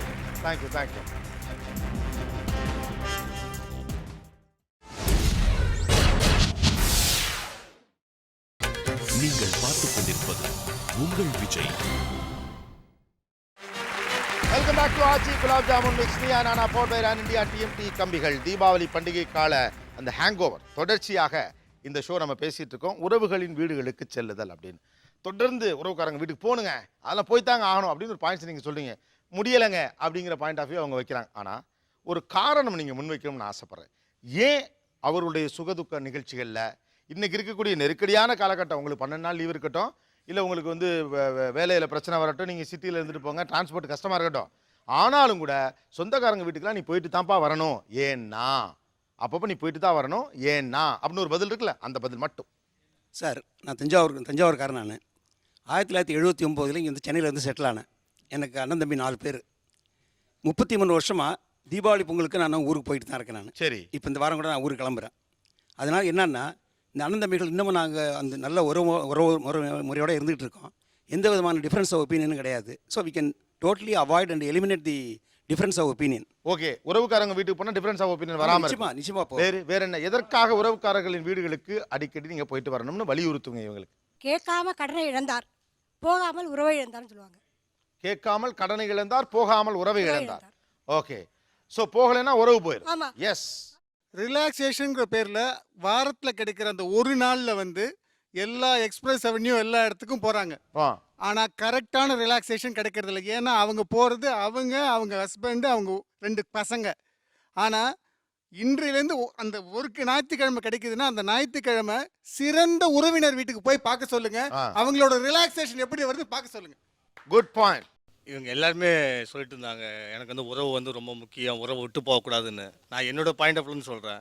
இந்த ஜென்ரேஷன், அதாவது எங்கள் பசங்க, எனக்கு 2 பசங்க தான், என் ஒய்ஃப் உட்காந்துருக்குறாப்புல. சரி, நாங்கள் அதிகமாக ரிலேஷன் வீட்டுக்கு அதிகமாக இந்த 8 இயர்ஸாக போகிறதுக்கான வாய்ப்புகள் எங்களுக்கு கிடைக்கல. சரி, வேலை அதிகம், லீவு கிடைக்கல, அது மாதிரி போகாமல் இருந்தோம். ஆனால் எங்கள் பசங்களுக்கு எனக்கு இப்போ என்ன பயமாக இருந்துச்சுன்னா, எங்கள் பசங்களுக்கு அவங்களோட தாத்தா பாட்டி, அவங்க சித்தப்பா சித்தி, அவங்க அத்தை மாமா, இவங்களாம் யாருன்னே தெரியாமல் போயிடுமோங்கிற பயத்தினாலேயே நான் இப்போல்லாம் கண்டிப்பாக ரிலேஷன் வீட்டுக்கு போகணும்னு போயிட்டு இருக்கிறேன் நான். ஓகே, உங்கள் ஒய்ஃப் எங்கே இருக்காங்க? பஸ்ஸில் இருக்காங்க. அவங்க அங்கே கொடுங்க. அவர் சொல்றது நியாயங்க சார். அப்போ போகும்போது இவர் என்ன கூட்டிட்டு போறதோட சரி, அங்க என்னென்ன பிரச்சனை நடக்குது, அந்த குழந்தைய வச்சோ என்னைய வச்சோ இவரை வச்சோ என்னென்ன நடக்குதுங்கிறது எங்களுக்கு மட்டும்தான் தெரியும். நம்மளா ஏன் போய் தலையை கொடுப்பானே? அது வந்து ஒரு வீட்டுக்கு நம்ம போனோம் அப்படின்னோம்னா பர்சனலாக நடக்கிற விஷயங்கள் தான், அதை நம்ம ஃபேஸ் பண்ணி தான் ஆகணும். இன்னைக்கு அந்த ஒரு ரீசனுக்கோசரம் நாங்கள் எந்த ஒரு ரிலேஷன் வீட்டுக்கு போகாம இருந்தோம் அப்படின்னோம்னா நாளைக்கு எங்க பசங்களுக்கு யாருமே தெரியாம போயிடும். இப்ப குழந்தையா இருக்கும்போது அவங்க ஒரு சொல்றாங்கன்னு வச்சுக்கோங்க, நம்மளால தாங்க முடியாது. அப்ப நம்ம திருப்பி பேசுவோம், அங்க வீணா பிரச்சனை தான் வரும். ஒரு ஃபங்க்ஷனுக்கு நம்ம போனாவே குழந்தைங்களை கூட்டிட்டு போறோம், அந்த குழந்தைகள் மூலமா பெரிய பிரச்சனையாகி மறுபடியும் அந்த வீட்டுக்கும் நம்ம வீட்டுக்கும் சம்மந்தமே இல்லாத மாதிரி ஆயிடும். ஒன்று, நாங்கள் இங்கேருந்து நேட்டிவ்ல வீடு கட்டி கிரகப்பிரவேசம் போனோம். இங்கேருந்து ஃப்ரெண்ட்ஸ் எல்லாம் கூப்பிட்டுருந்தோம், சாப்பாடு லஞ்ச் எல்லாத்துக்கும் பரிமாறினாங்க. அங்கே இருக்கிறவங்களெல்லாம் எங்கள் நாத்தனார் மற்ற ரிலேட்டிவ்ஸ் கவனிச்சாங்க. இங்கேருந்து வந்தவங்கள நான் தான் கவனிச்சானு, மற்றவங்கள யாருங்க. நான் அவங்களுக்கு போய் லஞ்ச் எல்லாம் பரிமாறதுக்கு எல்லாம் ரெடி பண்ணேன். உடனே அங்கே 2 பேர், இவ்வளோ நேரம் வந்தாளா இவ, மெட்ராஸ்காரங்க வந்தவனே வர்றா பாரு, அப்ப நம்மளை பார்த்தா இவங்களுக்கு என்னவா தெரியுது? எதுக்கு இது ஃபங்க்ஷனாவே இருக்காது, இது தேவையே இல்ல நம்மளுக்கு. ஃபங்க்ஷனாவே இருக்காது சார். ஆனா அதுல ஒரு ஜாலி, ஏன்னா எல்லாத்துக்குமே சந்தோஷம். என்ன பாருங்க, அந்த ஒரு ரீசனுக்கோசரம் கஷ்டப்படுறதே இவருக்கு ஜாலியா. அன்னைக்கு என் பொண்ணு சந்தோஷப்பட்டது, அதாவது இங்க வந்து எங்க 4 பேர் இல்லாம, நாங்க 3 பேர் இல்லாம வெளியில வரமாட்டேன்னு சொன்னவ, அன்னைக்கு நீங்க போயிட்டு வாங்க, 2 நாள் கண்டினியூஸா போயிட்டு உள்ள நுழைஞ்சதுல இருந்து வெளியில வர வரையும் எல்லாரோடையும் விளையாடிட்டு தான் இருந்தா. அந்த சந்தோஷத்துக்கோசரமாச்சும் என் பணம் கீணம் எல்லாத்தையும் நாங்கள் விட்டுட்டு நான் ரிலேட்டிவ் வீட்டுக்கு தான் சார் இருப்பேன். ரிலேட்டிவ் வீட்டுக்கு போனாதான் அவ அப்படி இருப்பான். நீங்க அவுட்டிங் கூட்டிட்டு போங்க, மகாபலிபுரம் 2 நாள் கூட்டிட்டு போங்க. ஷாப்பிங்கோ மகாபலிபுரமோ இதை விட இதுக்கு போறது சந்தோஷமா இருக்கா, இல்ல உறவுக்காரங்க வீட்டுக்கு போறது சந்தோஷமா இருக்கா? உறவுக்காரங்க போறது தான் சார் எனக்கு கண்டிப்பா. என் குழந்தைங்களை பொறுத்து என்ன பொறுத்த முடியும், நாங்க மகாபலிபுரமோ ஷாப்பிங்கோ கூட்டு போனா என் பிள்ளைங்க சந்தோஷமா இருக்கு. உங்களுக்கு எங்க போனா ஜாலியா இருக்கு? சொந்தக்காரங்க மகாபலிபுரம், ஷாப்பிங், அவ்வளவுதான். ரிலேட்டிவ் வீட்டுக்குலாம் போனா அங்க ஃப்ரெண்ட்ஸ் கூட தான் ஜாலியா இருக்கும். ரிலேட்டிவ்ஸ் வீட்லயும் ஃப்ரெண்ட்ஸும் கூட தான். ஊருக்கு போகணுமா இல்ல மகாபலிபுரம் போகணுமா? ரெண்டுமே. அதுக்கு தான் சார் அந்த ஒரு ரீசனுக்கோசம் எங்களுக்குள்ள என்ன ப்ராப்ளம் வந்தாலும் அவங்க ரிலேட்டிவ் வீட்டுக்கு கூட்டு போறதுக்கு நான் உட்காந்து. அவர் 2 தானே ப்ரிஃபர் பண்றாரு. ரெண்டுமேனா அந்த ரிலேட்டிவ் வீட்ல போய் அந்த ரிலேஷன்ஸ் அவங்கள பார்க்கணும்ங்கிறது இல்ல. இல்ல, நீங்க இவ்வளவு நுணுக்கமா உங்க மனநிலையிலேருந்து ஒரு குழந்தையுடைய மனநிலையை பாக்குறீங்கன்னு தெரியல. ஒரு விஷயம் புரிஞ்சுக்கங்க, ஒரு குழந்தைங்களை ஒரு குழந்தைய நாம தான் கைட் பண்ணணும். அவன் என்ன நினைக்கிறாங்கிறது உங்களுக்கு தெரியும்னு நீங்க நினைச்சதே அவன் தலையில தெரிஞ்சுக்கிட்டு இருக்கிறீங்க. சொந்தக்கார வீட்டுக்கு போனாலே பிரச்சனை வந்துடும். அவன் ஃபேஸ் பண்ணட்டும், பிரச்சனை என்னன்னு தெரிஞ்சுக்கட்டும், பிரச்சனை எப்படி சமாளிக்கிறது கத்துக்கட்டும். இந்த உறவினர் வீட்டுக்கு போறதுல இருக்கிற தர்ம சங்கடங்கள் என்னென்ன? எக்கனாமிக்கலா ரொம்ப கம்மியா இருப்பா. அதாவது வீடு வந்து ரொம்ப சின்ன வீடா இருக்கும். நம்ம 2 குழந்தை அவங்களுக்கு ஆசை இருக்கும் நம்ம வரணும் போகணும்னு. நைட் ஸ்டே பண்ண முடியாமல் இருக்கும் நம்மளுக்கு. ஆனால் நம்மளுக்கும் போகணும்னு ஆசை. அவங்களுக்கு வந்து நம்ம வரணும்னு நினைப்பாங்க. ஆனால் அவங்க வீட்டில் அவங்க படுக்கிறதுக்கே கஷ்டம். அந்த மாதிரி இருக்கிற இடத்துல நம்ம போகாமல் இருந்தாலும் அவங்களுக்கு மனசு கஷ்டமாக போயிடும். பாரு அவங்க பணம் இருக்குங்கிறதுனால தான் வரல நம்ம வீட்டுக்கு. அது இல்லை நம்ம போனாலும் அவங்களுக்கு கஷ்டம். அவங்க பக்கத்து வீட்டில் எல்லாம் போய் சொல்லி செஞ்சு அவங்க பக்கத்து வீட்டில் போய் படுத்து நம்ம அது வந்து ரொம்ப 2 பேருக்கும் தர்ம சங்கடம் அது. ஓகே, இது ஒரு வேலிட் பாயிண்ட். வேற கம்ஃபர்ட் லெவல் சார். இப்போ எங்கள் வீட்டில் இருக்க மாதிரி எங்களால் இருக்க முடியாது. அண்ட் செகண்ட் வந்து சாப்பாடு. ஐ மீன் எங்கள் வீட்டில் செய்கிற மாதிரி அவங்க வீட்டில் செய்யணும்னு நான் எக்ஸ்பெக்ட் பண்ண முடியாது. டேஸ்ட்டுன்னு ஒன்று இருக்கும்ல. ஐ மீன் அது நல்லாவே இருக்கும். பட் ஆனால் எனக்கு பிடிக்காது. நமக்கு பிடிக்காது அது. ஓகே, கம்ஃபர்ட் லெவல் ஃபுட் இதை எப்படி பார்க்குறீங்க சார்? ஒரு வாரமாக ஹோட்டலில் போய் சாப்பிட்றாங்க, எல்லா இடத்துலையும் சாப்பிட்றாங்க. ஒரு நாள் சாப்பாட்டில் வந்து அது நல்லா இருக்குதோ நல்லா இல்லையோ, ஒரு தாத்தா வந்து ஒரு பேரம்பேத்தியை கொஞ்சக்கூடிய அந்த சந்தோஷம் ஒரு நண்பர்களோ இல்லை மகாபலிபுரம் அந்த குழந்தை போனுச்சாலும் அது கிடைக்குமா? என்னோட வீட்டில் இருக்க மாதிரி என்னால் இருக்க முடியாது. ஏன் ஷேவ் பண்ணலான்னு கேட்பாங்க, ஏன் ஹேர் கட் பண்ணலான்னு கேட்பாங்க. எங்கள் வீட்டில் ஆனால் இருந்துக்கலாம். என்னோட அம்மா வந்துட்டு எதுவும் சொல்ல மாட்டாங்க. பட் ஆனால் என் ரிலேட்டிவ் வீட்டு போனால் அவங்க கேட்பாங்க, எதனால வந்து ஷேவ் பண்ணாமல் இருக்க, அதெல்லாம் கேட்பாங்க. அதனால அது அன்கம்ஃபர்டபுளாக இருக்கும். இது எப்படி பார்க்குறீங்க சார்? அந்த ஒரு நாள் அட்ஜஸ்ட் பண்ணிக்கலாம் சார். ஒரு நாள் அட்ஜஸ்ட் பண்ணலாம் சார். அது தம்பி சொன்னதுக்காக ஒரு நாள் அட்ஜஸ்ட் பண்ணலாம். சொல்லுங்களேன். அட்ஜஸ்ட் பண்ணிட்டா என்ன? பண்ணிக்கலாம். ஏன் பண்ணுறது இல்லை? அப்படி தெரியல. ஈகோலாம் இல்லைங்க. ஒரு விஷயம் ஒத்துக்கிறீங்களா? நீங்கள்லாம் பெரியவங்க. அந்த சின்ன பையன் யதார்த்தமாக பேசுகிறாப்புல, ஏன் உங்களுக்கு இவ்வளோ தூரம் கொலவெறி? அவனுக்கு ஈகோ எல்லாமே நீங்களே தீர்மானிச்சுட்டா அவனுக்குன்னு சொந்த விருப்பம் இல்லையா? இதுக்கு தான் சொந்தக்கார வீட்டுக்கு வர்றதில்லை. நீங்களே சொல்லிடுறது ஈகோ, அவனுக்கு திமிரு பிடிச்சவன், இது ஒரு பிரச்சனை, அவனுக்குன்னு ஒரு வெளி இருக்குங்க, கொஞ்சம் வெயிட் பண்ணுங்க. எனக்கு ஸ்டோன் போட்டுன்னா ரொம்ப பிடிக்கும். சரி, இப்போ நான் போட்டேன் சொந்தக்கார வீட்டு போனால் என்ன பொறுக்கி மாதிரி போட்டுட்டு இருக்க அப்படின்னு சொல்கிறாங்க. உங்கள் சொந்தக்கார பையன் அண்ணன் மகன் அல்லது தங்கச்சி மகன் இந்த மாதிரி ஒரு உறவில் இருக்கிறார், இவர் வந்து உங்களுடைய தங்கச்சி மகன் அண்ணன் மகன், இப்படி தோடு போட்டு வந்தால் எவ்வளோ பேர் திட்டுவீங்க? ஏன் சார் திட்டுவீங்க? கீழே கொடுங்க. ஏன் திட்டுவீங்க? இவங்க அத்தை பையன் வந்து இந்த மாதிரி இருந்தால் மற்ற பசங்களை பார்க்கும்போது இவர் இந்த மாதிரி இருந்தால் என் வீட்டில் இருக்கிற என் ஒய்ஃபோ என்னுடைய பொண்ணோ இல்லை என்னுடைய பையனோ இவரை பார்க்குறது வித்தியாசமாக இருக்கிறதுனால தயவு செய்து உன்னுடைய ஆட்டிடியூடையோ சேஞ்சையோ மாற்றிக்கிற அக்கறையில் தான் சொல்கிறதே தவிர அவரை வந்து பொறுக்கிங்கிற வார்த்தை சொல்கிறது வேணால் தடிப்பாக இருக்கலாம். ஆனால் அவர் மேல் உள்ள அன்பின் காரணமாக தான் சொல்றதே தவிர அதை திருத்திக் கொள்றதுல ஒன்றும் தப்பு கிடையாது. இதுக்காக தான் வரதே இல்லை ரிலேஷன்மெண்ட்டுக்கு. இந்த மாதிரி சொல்கிறீங்க, இந்த ஒரே ரீசன் தான் ரிலேஷன்மெண்ட்டுக்கு யாரும் போகிறதில்லை இப்போ இருக்கிற பசங்க. இது என்ன தம்பி, நல்லது சொன்ன இடத்துக்கு போக மாட்டீங்களா? சொல்லுங்கள். நீங்கள் சுதந்திரமாக இருங்க. ஆனால் உண்மையாக சொல்கிறேன், ஸ்டைல் ஸ்டேட்மெண்ட்டை நான் ஒத்துக்கிறேன். ஆனால் இப்படி இந்த மாதிரி இதெல்லாம் போட்டு போனால் சொந்தக்காரன் திட்டுவான். திட்டினா தான் சொந்தக்காரன். நீங்கள் என்ன சொந்தக்காரனும் எதுவுமே கேட்காத ஒரு சொந்தக்காரனாக இருக்கணும்னா எந்த வகையில் நியாயம்? சித்தப்பன் கேட்பான், மாமங்காரன் திட்டுவான். இதெல்லாம் தப்பு, நீ செய்யக்கூடாதுன்னு அவன் சொல்லுவான். ஏன்னா வெளியில் அப்படி இருக்க பையனா அவன் என்ன சொல்லிட்டு இருக்கானா, என் வீட்டில் அப்படி ஒரு பிள்ளை இருக்கக்கூடாதுன்னு அவன் நினைப்பான். நீங்கள் கெட்டவர் இல்லை, பொறுக்கி என்கிற வார்த்தை தடித்த வார்த்தை அது தப்பு. ஆனால் உங்களை இதை உரிமையோடு திட்டத்துக்கான உரிமை சித்தப்பனுக்கு மாமனுக்கு இருக்கு, அதை அவங்க செய்வாங்க. உணர்வுகள் கலவையாக வந்து தெரிக்கும் வார்த்தைகளிலிருந்து தொடருகிறது இந்த நீயா நானா ஒரு சிறிய இடைவேளைக்கு பிறகு. Stay tuned with us. இது Aachi gulab jamun mix Neeya Naana powered by Ran India TMT company. நீங்கள் பார்த்துக் கொண்டிருப்பது உங்கள் Vijay. Welcome back to Aachi gulab jamun mix Neeya Naana powered by Ran India TMT company. உறவுக்காரர்களுடைய வீடுகளுக்கு செல்லக்கூடிய விகிதாச்சாரம் குறைந்து போனதுடைய பின்னணியில் பல்வேறு சமூக காரணிகள் இருக்கிறதை தாண்டி உறவுக்காரர்கள் அவ்வளவு முக்கியமில்லை என்கிற மனநிலை இவர்களுக்கு வளர்ந்திருப்பதை போன்ற சில கருத்துக்கள் முன்வைக்கப்படுகிறது. பட் என்ன பிரச்சனை இருந்தாலும் உறவுக்காரர்களோடு நீங்கள் தொடர்பில் இருக்க வேண்டும் என்பதுதான் சரி, அதுதான் நமக்கு எப்பொழுதுமே நல்லதுன்னு தொடர்ந்து இந்த பக்கத்தில் வலியுறுத்துறாங்க. பேசுவோம். வேற என்ன தர்ம சங்கடம்? இன்னொருத்தவங்களோட எங்களை கம்பேர் பண்ணி பேசுறது, அது வந்து எங்களுக்கு பிடிக்க மாட்டேங்குது. அவன் படிச்சு அவனுக்கு படிப்பு வந்துச்சு, படிப்புக்கேற்ற வேலை வந்துச்சு, அவன் நல்லா இருக்கான். எனக்கு படிப்பு வரல, எனக்கு இருக்கிற திறமையில நான் முன்னேறிட்டு போறேன். உங்க குறைங்களை சொல்லிக்கிட்டே இருக்காங்க. சும்மா நச்சுன்னு படிக்காத, நான் படிச்ச காலம் 10 வருஷம் ஆச்சு, இன்னும் படிக்கல, நான் இதுக்கு மேல படிக்க முடியும். எனக்கு என் ஒய்ஃபு லைஃப்னு நான் போயிட்டு இருக்கேன். அதை விட்டு போட்டு இன்னும் படிக்கல, அவன் படிச்சுட்டான் பாரு, அவன் என்ன சம்பளத்தில் இருக்கான் பாருன்னா, அவன் படிச்சான் வேலை செய்யறான், அவனுக்கு படிப்பு ஏறிச்சியா, எனக்கு படிப்பு ஏறலையா, எனக்கு இவ்வளவுதான் என் சம்பளம், நான் இப்படியே என் லைஃபை ஓட்டிக்கிறேன், அவ்வளவுதான் என்னால. உங்களை கம்பேர் பண்ணிட்டே இருக்குது எரிச்சலாக இருக்கு. ஓகே, அப்ப சொந்தக்காரங்க வீட்டுக்கு போறதுல தர்ம சங்கடங்கள் இருக்கு. இதுக்கு பதிலாக வேறு எங்கெல்லாம் நீங்கள் போக பிரியப்படுகிறீர்கள், போகிறீர்கள்? பீச், கோவில் பீச், சினிமாக்கு போகணும். சினிமா, ஃப்ரெண்டோட பைக்ல போறது, பேசிட்டே ஷேர் பண்ணிட்டே போறது. ஃப்ரெண்ட்ஸ் வீட்டுக்கு போகிறது. ஃப்ரெண்ட்ஸ் வீட்டுக்கு போகிறது. பின்னால பார்க்கு, பீச், மூவிஸ். நான் ஏன் அதை ஸ்பெசிஃபிக்காக சொல்லுறேன்னா, நான் ஒரு பாகுபாடு இருக்குது. ஒரு சித்தி வீட்டுக்கோ ஒரு அத்தை வீட்டுக்கோ 4 குழந்தைங்க போகுது. என்னுடைய குழந்தை போகுது, என் அண்ணன் குழந்தை போகுது, என் தங்கச்சி குழந்தை போகுது. அந்த 4 குழந்தையும் அந்த சொந்தக்காரங்க ஈக்குவலாக ட்ரீட் பண்ணுறாங்களா? கண்டிப்பாக கிடையாது. இந்த சின்ன குழந்தைக்கு அந்த வயசில் அந்த ஒரு விஷத்தை அது மனசில் வந்துருச்சுன்னா, என்னை பார்க்கல, அந்த அண்ணனை பார்க்குது, தங்கச்சியை பார்க்குது, பால் கொடுக்குறாங்க, எனக்கு தரலன்னு அந்த குழந்தைக்கு மனசில் வந்துச்சுன்னா கண்டிப்பாக அந்த குழந்தை கடைசி வரைக்கும் சொந்தக்கார வீட்டுக்கு போகாது. ஸோ 4 சொந்தக்காரங்கன்னு வர்றப்ப அதுக்குள்ள பாகுபாடு காட்டப்படுகிறது. ஒரு ஜென்யூனான பாயிண்டை வைக்கிறார். உண்மைதான், அது நடக்குது. தப்பு தான், தவறு தான். அது பெரியவங்க செய்யறது அந்த குழந்தை மனசுல வந்துடுது. உண்மைதான் அது. வேற என்ன பாரபட்சம் காட்டப்படுதல், வேற என்ன பிரச்சனை? சப்போஸ் இப்போ நம்மளுக்கு ஏதாவது ஒரு பிரச்சனை இருக்குது அப்படின்னா அந்த டைமில் அவங்க நம்ம வீட்டுக்கு வந்தாலோ இல்லை நம்ம அவங்க வீட்டுக்கு போனாலும் அதையே வந்து நோண்டி நோண்டி நோண்டி பேசி இருக்கிறதுல they'll add fuel to the fire sir. நம்ம எதிர்பார்க்கறது வந்து என்னன்னு பார்த்தீங்கன்னா ஒரு யாராவது நம்மளுக்கு வந்து ஒரு கம்ஃபர்ட்னஸ் கொடுப்பாங்களே, சரி ஓகே பரவாயில்ல நாங்கள்லாம் இருக்கோம், நீ கவலைப்படாத, நம்ம எப்படினாலும் இந்த ஓவர் கம் பண்ணி வந்துடலாம் அப்படிங்கிற ஒரு ஒரு ஒரு ஒரு ஒரு என்ன சொல்கிறது, ஒரு பாசிட்டிவ் தாட், ஒரு பாசிட்டிவ் இன்ஃப்ளூயன்ஸ் இருக்காது. பாரு இப்படி பண்ணிட்டியே, இதனால இப்படி ஆயிடுச்சே, நீ இனிமேட்டு என்ன ஆக போகுது, என்ன செய்ய போகிற நீ இனிமேட்டு, நம்மளுக்கு ஏற்கனவே நம்ம பீதியில் இருப்போம், இன்னும் பீதியை கிளப்பி விட்ருவாங்க. என்ன அப்படி பேசுகிறாங்க?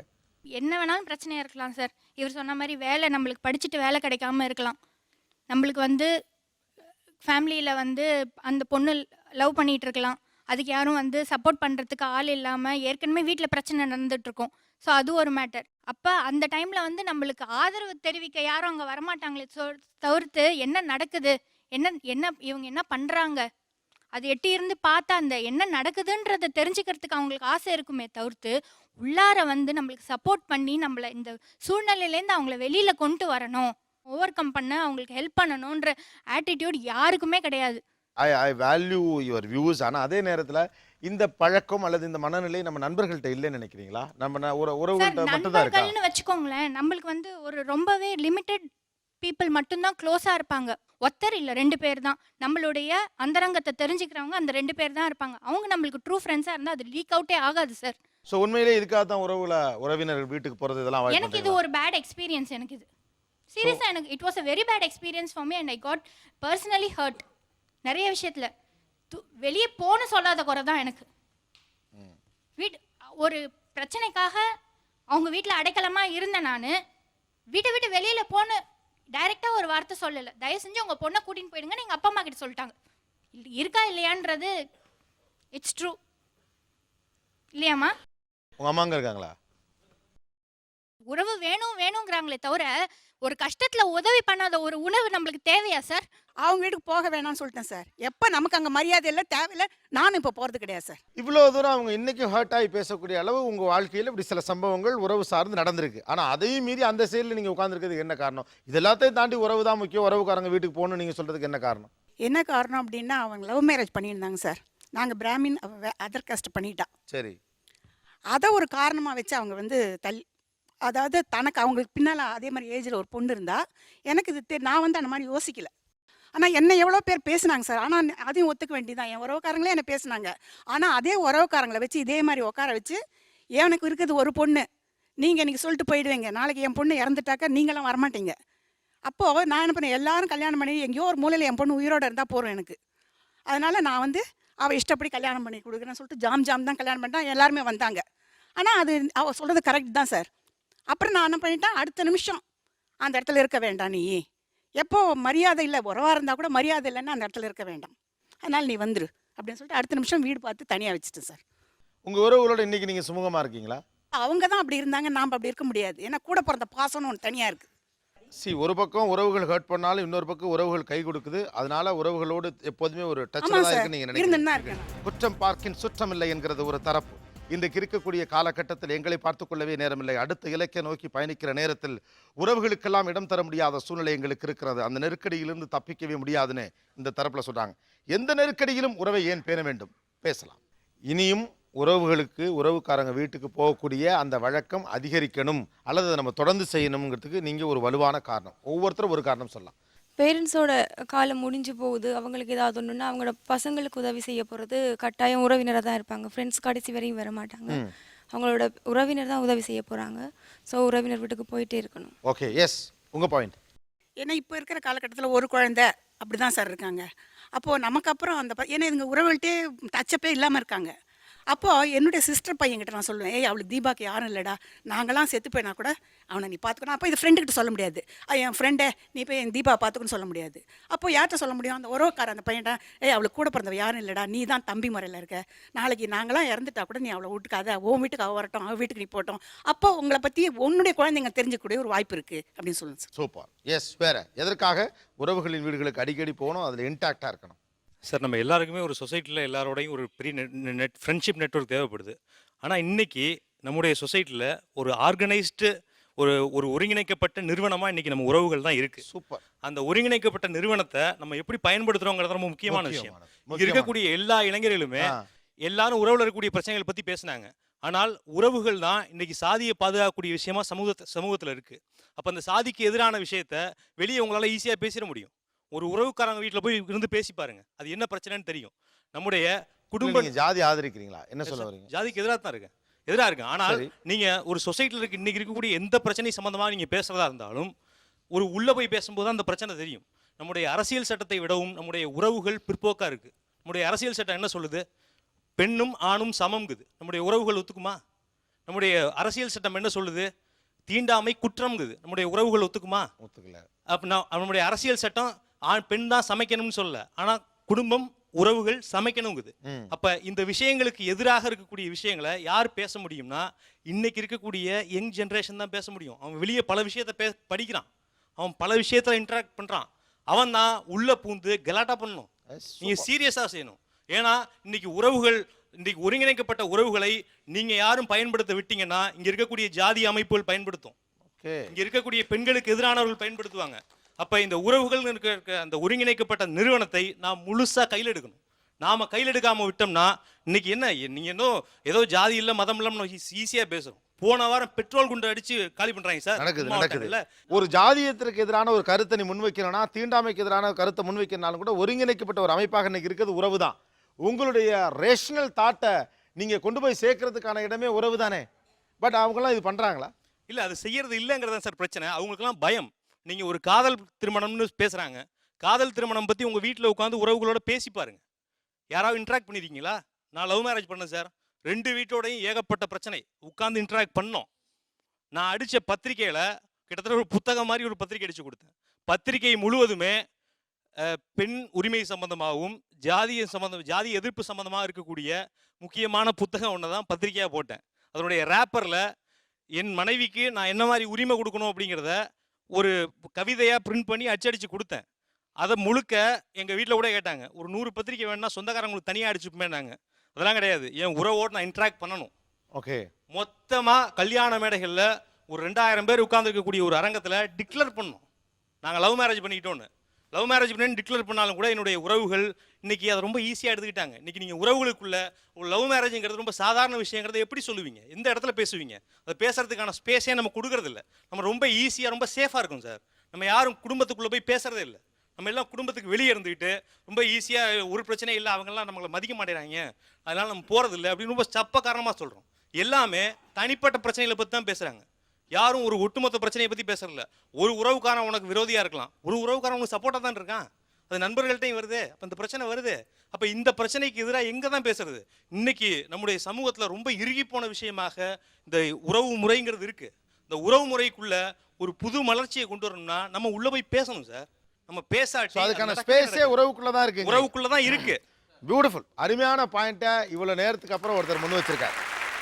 நீங்கள் பார்த்த வரைக்கும், நீங்கள் தெளிவாக இந்த விஷயத்த பேசுறதுனால கேட்குறேன். இன்னைக்கு சிட்டியில் நீங்கள் எல்லாம் கவனிக்கிற வரைக்கும் ஏன் இன்னைக்கு இருக்க ஜெனரேஷன் உறவுக்காரங்க வீட்டுக்கோ விருந்துக்கோ கொடைக்கோ திருவிழாவுக்கோ போகிறதில்ல, அல்லது அது வேண்டான்னு நினைக்கிறாங்க? அவங்கள பொறுத்த வரைக்கும் சார் சந்தோஷத்தை தனிப்பட்ட விஷயமா நினைக்கிறாங்க. ஒரு பிரச்சனைகளில் நம்முடைய இன்ட்ராக்ஷன்ங்கிறது எந்த அளவுக்கு இருக்கணுங்கிறத பற்றியான சென்ஸ் அவங்களுக்கு இல்லை. சொசைட்டியை பற்றியான சென்ஸ் இல்லை. இன்னைக்கு என்னுடைய அத்தை பொண்ணு வந்திருக்கா, அவள்கிட்ட ஒரு பத்திரிகையை கொடுத்து இந்த ஒரு கட்டுரையை படிமாங்கிறேன். அந்த கட்டுரையை படிக்கும்போது தலித்துன்னு ஒரு வார்த்தை வருது. இந்த தலித்துங்கிற வார்த்தைக்கு அர்த்தம் என்னன்னு என்கிட்ட கேட்குறா. அவள் ஒரு பிடிஎஸ் படிக்கிற ஸ்டூடெண்ட்டு. ரொம்ப டேஞ்சரான விஷயம். இப்போ இந்த விஷயங்கள் எல்லாம் நீங்கள் மைண்டுக்குள்ளே போனால் தான் உறவுகளுக்குள்ளே நம்ம ஏன் போய் பேசணுங்கிற முக்கியமான விஷயம் இருக்குது. நீங்கள் உறவுகளுக்குள்ளே போய் உங்கள் வீட்டில் உங்கள் பொண்டாட்டியும் நீங்களும் உட்காந்துக்கிட்டு இன்றைக்கி இருக்கக்கூடிய யங்கர் ஜென்ரேஷன் தான். நீங்கள் உட்காந்துருக்கும் போதே உங்களுடைய ரிலேட்டிவ் யாராவது வந்தாங்கன்னா நீ உட்காந்துருமா நான் போய் காஃபி எடுத்துகிட்டு வந்துடுறேன் அப்படின்னு சொல்கிற தைரியம் இங்கே இருக்கக்கூடிய எந்த யங்ஸ்டர்ஸ்க்காக இருக்கா? I want to speak about a human resource theory. இந்த இடத்துல மேஸ்லோஸ் தியரி ஆஃப் ஹைரார்கின்னு ஒன்று இருக்குது. அதில் அவர் என்ன சொல்கிறாருன்னா, ஃபஸ்ட்டு வந்து செல்ஃப் நீட் தான், அதுக்கப்புறம் தான் சோஷியல் நீட். என்னோடைய இதை நான் பூர்த்தி பண்ணிக்கிட்டா மட்டும்தான் அடுத்த ஸ்டெப்புக்கு நான் வந்து பார்க்க முடியும். யா, ஆனால் எனக்கு என்ன புரியலைன்னா, நீங்கள் மாஸ்லோ தியரியை லைஃப்லலாம் எப்படி பயன்படுத்துவீங்கன்னு தான் எனக்கு தெரியல. மாஸ்லோ தியரி ஆஃப் ஹியரார்கியை வாழ்க்கையில் ஒரு யங்ஸ்டர் நான் அதைத்தான் ஒரு வேதம் மாதிரி எடுத்துக்குவேன்னு சொல்கிறதே முதல்ல. No, you should understand something. It is a theory. You can't apply this in the life. உங்களுடைய வாழ்க்கையில் நீங்கள் நான் ரொம்ப சிம்பிளாக ஒன்று வச்சுக்கிறேன். இப்போ மாஸ்லோ தியரி படியே பேசினா உங்களை வீட்டை விட்டு வெளியே அனுப்புங்க மேலே தப்பு இல்லை, ரைட்? மாஸ்லோ தியரி படியே பேசினா என் நீடு தான் முக்கியம், என் வீட்டில் ஒரு பொம்பளை பிள்ளை இருக்குது, நாளைக்கு அது கல்யாண பிரச்சனை வந்தால் நீ வெளியில் போ அப்படிங்கிறது கூட சரிதான். ஆனால் இதை தாண்டி தானே வாழ்க்கை இருக்குது. யங்ஸ்டர்ஸ் இன்றைக்கி நிறைய விஷயம் வெளியில் படிக்கிறீங்க, நம்மளுடைய சமூக அமைப்புக்குள்ளே இருக்க. நீங்கள் போய் இதை சொல்லலாமா? ஒரு ஜாதியை பற்றி அது காதல் திருமணம் சரின்னு பேசுறத நீ சொந்தக்காரன்ட்ட தான்டா பேசணும், அதுக்கான ஸ்பேஸ் உறவுக்குள்ளே இருக்கு, போய் பேசுன்னு ஒருத்தர் சொல்கிறார். நீங்கள் அதை எப்படி ஒரு நீடுக்கு அடுத்த விஷயம்னு? நானும் தான் சார் லவ் மேரேஜுக்கு 6 மாதம் போராடினேன் வீட்டில். யார் சார் எனக்கு ஒத்துக்கிட்டாங்க? இத்தனைக்கு கல்யாணம் பண்ணி வைக்கிறேன். அவங்க அந்த பிள்ளை என்னை லவ் பண்ணுச்சுங்கிற ஒரே காரணத்துக்காக அவ ஹிந்துவா மாதிரி இப்போ எங்கள் வீட்டில் எங்கள் அம்மா கிட்ட நல்ல பேர் வாங்கிக்கிறா. ஏன் அதே எங்கள் அம்மாவே இந்த புள்ள ஆகாது, இந்த ரிலீஜியன் ஆகாது அப்படின்னு சொன்னாங்க. 6 மாதம் சார், 1 நாள் 2 நாளில் 6 மாதம் உட்காந்து பேசினேன். எங்கள் பெரியம்மா மாமா எல்லாரும் மாமாலாம் ஆகவே ஆகாதாங்க சார். ஏன் அன்னைக்கு வந்து ஒத்துக்கல? உங்களுக்கு ஜாதி எங்க போச்சு? அன்னைக்கு மட்டும் ஜாதி எடுத்து வச்சுக்கிட்டீங்க சார். இப்போ அவர் சொல்கிறாரு அம்மா மூலமாக பேசணும் அப்படின்னு. இன்னைக்கு லவ் பண்ணுற பசங்க எல்லாம் பண்ணுற ஒரே தப்பு என்னென்னா, ரொம்ப பேரண்ட்ஸுக்கு பின்னாடி சேஃப்டியாக நின்றுட்டு எல்லா சொந்தக்காரங்கள்ட்டையும் நீங்கள் பேசுறீங்க அப்படிங்கிறது. அது ரொம்ப சிக்கலான விஷயம் சார். இன்னைக்கு எனக்கு வந்து இல்லை சார், அம்மா கிட்ட ஃபர்ஸ்ட் சொல்லாம போய் பெரியப்பா சித்தப்பாட்டி சார் ஃபர்ஸ்ட் சொல்ல முடியும்? இல்லை சார் இன்னைக்கு நம்மளுடைய சொசைட்டி என்ன நீங்கள் ப்ராக்டிக்கலாக புரிஞ்சுக்கங்க. நீங்கள் பெண்களை எல்லாரும் ரொம்ப ஈஸியாக கார்னர் பண்ணிடுறீங்க வீட்டில். உங்க அம்மா நீங்க ஈஸியா கார்னர் பண்ண முடியும் சார். ஒரு விஷயம் சொல்றீங்க சார், அதை பத்தி சொல்ல. அவங்க என்ன சொல்றாங்க? நான் ஃபர்ஸ்ட் எங்க அம்மாட்ட தான் சார் சொல்ல முடியும். அதான் சார் நான் பேசுறவா என்னன்னா, அம்மாட்ட நீங்க பேசணும்னு சொல்றீங்கல்ல, அம்மாங்கிறது தனியாள் கிடையாது நம்ம சொசைட்டில. அவங்களுக்குன்னு ஒரு உறவு இருக்கு. அவங்க அந்த ரெஸ்பான்சிபிலிட்டியோட தான் வளர்ந்து வந்திருக்காங்க சார். நானும் அவங்க உறவுகிட்டயே தான் சார் பேசினேன். எனக்கு ஏன் சார் யாரும் ஒத்துக்கல? நான் மட்டும் அம்மா ஒரு நிமிஷம், அந்த லைன் அவர் வேற லைன் பேசுறாரு, நீங்க கொஞ்சம் கவனிச்சுக்கிட்டீங்கன்னா தேவையில்ல. நீங்க உங்களுடைய சொந்த அனுபவத்தை பேசுறீங்க. அவர் சொல்ல வரதுடைய பின்னணியில் என்ன இருக்குன்னா, நெருக்கடி வருகிற போது ஒரு அம்மாவின் மூலமாக சொல்றதே ஒரு உத்திங்கிறார். காதலிச்ச அன்னைக்கு இந்த பிள்ளைய காதலிக்கிறேன்னு வந்து நீ உறவுகிட்ட சொல்ற துணிச்சல் உனக்கு வந்தா தான் நீ காதலிக்கணும். அதுதான் ஒரு பார்வை, அவர் முன்வைக்கக்கூடிய பார்வை. எந்த விஷயத்தையும் உறவுகளோட இன்னைக்கு எனக்கு வந்து ஒரு 400 உறவினர்களுடைய பெயர் தெரியும் சார், பெயர் தெரியும். ஆனா எல்லார் மத்தியிலையும் என்னால் ஜாதிக்கு எதிராக பேசிட முடியும். நாம் அந்த ஸ்பேஸை கிளியர் பண்ண ஆக்குபை பண்ண விட்டோம்னு வச்சுங்களேன், இன்னைக்கு ஜாதி அமைப்புகளாக ஒரு உறவுலையே 2 ஆட்கள் வந்து பிற்போக்கான விஷயத்தை பேசிட்டே இருப்பான், 2 ஆட்கள் நம்மள மாதிரி சண்டை பிடிச்சிட்டே இருப்பான். சண்டை பிடிக்கிறாள் என்ன பண்ணிடுறோம்னா, சேஃபா இவங்க இப்படி தாண்டா இருப்பாங்கன்னு வெளியே போயிடுறோம். நம்ம வெளியே போனோன்னே அந்த டோட்டல் ஸ்பேஸையும் எவன்லாம் வந்து ஜாதியாகவும் பெண்களுக்கு எதிராகவும் சிந்திக்கணும்னு உறவு முறையில் இருக்கானோ, அவன் ஒட்டுமொத்த உறவுகளையும் இன்னைக்கு தக்க வச்சு கொண்டு போயிட்டே இருக்கான். அவன்தான் இன்னைக்கு நீங்க ஒரு 30-40 ஆண்டுகளில் இருந்த விஷயம் இந்த 20 ஆண்டுகளில் குறைஞ்சு போனதுக்கு ரொம்ப முக்கியமான விஷயம், நவீனம்ங்கிற பேர்ல நம்ம உறவுகள்கிட்டேருந்து பிரிஞ்சதுனால உள்ள ஒரு விவாதத்தையே நடக்க விட்டோம். எங்க ஊர் ஒரு நகரம், அது ஆல்ரெடி ஒரு காஸ்மோபாலிட்டன் டவுன் தான். நான் மராட்டிஸ் இருந்திருக்காங்க, பல பேர் இருந்திருக்காங்க. அங்கேருந்து 6 கிலோமீட்டர் தொலைவில் இருக்கக்கூடிய அப்பட்டமாக நீங்க உறவுகள்னு பேசுறோம்ல, கல்யாணமாகி காதல் திருமணமாகி தாழ்த்தப்பட்ட இளைஞனும் பிற்படுத்தப்பட்ட பெண்ணும் 2 பேரும் கல்யாணம் பண்ணிக்கிறாங்க. 1 வருஷம் வெளியூர்ல இருக்காங்க. பின்னாடி வந்து குழந்தை பிறக்குது. குழந்தை பிறந்ததுக்கு அப்புறம் அந்த குழந்தைய நகை செஞ்சு போடுறேன் அப்படிங்கிற ஒரு பேச்சுவார்த்தை மூலமா உறவுகளில் உள்ள கூப்பிட்டு காலி பண்றான். நீங்க எவ்வளவு உறவுகள்ங்கிறது அவ்வளவு சிக்கலா இருக்கு. காலி பண்றேன்னா சாதாரணமா காலி பண்ணல, அந்த ஆணுடைய அந்த அறுத்துட்டு காலி பண்றான். எல்லாத்துக்குள்ளும் அரசியல் இருக்கு. இப்போ இந்த அரசியலை எல்லாம் நீங்க எங்க தான் பேசுவீங்க? நீங்க ரொம்ப சேஃப்டியா இன்னைக்கு வெளியில எல்லா விஷயத்தையும் பேசிடுறீங்க. உங்க உறவுக்குள்ள வந்து ஒவ்வொரு விஷயத்தையும் பேசி பாருங்க, அப்ப அந்த சிக்கல் தெரியும் உங்களுக்கு. அருமையான நிறைய விஷயங்கள் பேசுறீங்க நீங்க. இது கேள்வியாக வைக்கல, பட் ஒரு காரணத்துக்காக வைக்கிறேன்னு வச்சுக்கலாம். இதோடைய அடிநாதத்தை புரிஞ்சுக்கணும் இந்த உணர்வுகளுக்கு பின்னாலங்கிறதுக்காக. நீங்க பிற்படுத்தப்பட்ட வகுப்பை சேர்ந்தவரா இல்ல தலித் இனத்தை சேர்ந்தவர்? பிற்படுத்தப்பட்ட வகுப்பை சேர்ந்தவர். நீங்க எந்திரிச்சு இல்லைங்க சார், கை தருங்க சார். இவருக்கு இதுதான் சார் ரெனசான்ஸ். இதுதான் அவர் பேசுனதுல பாதி நமக்கு புரியாட்டியும் பரவாயில்லைங்கிற நான். என்ன யார் இன்னைக்கு ஆதிக்கம் செலுத்துதோ அந்த ஆதிக்கம் செலுத்தக்கூடிய இடத்துல இருந்து தலித் மக்களுக்காக பேசுகிற ஒரு உணர்வு எங்கேருந்து வந்துச்சு சார்?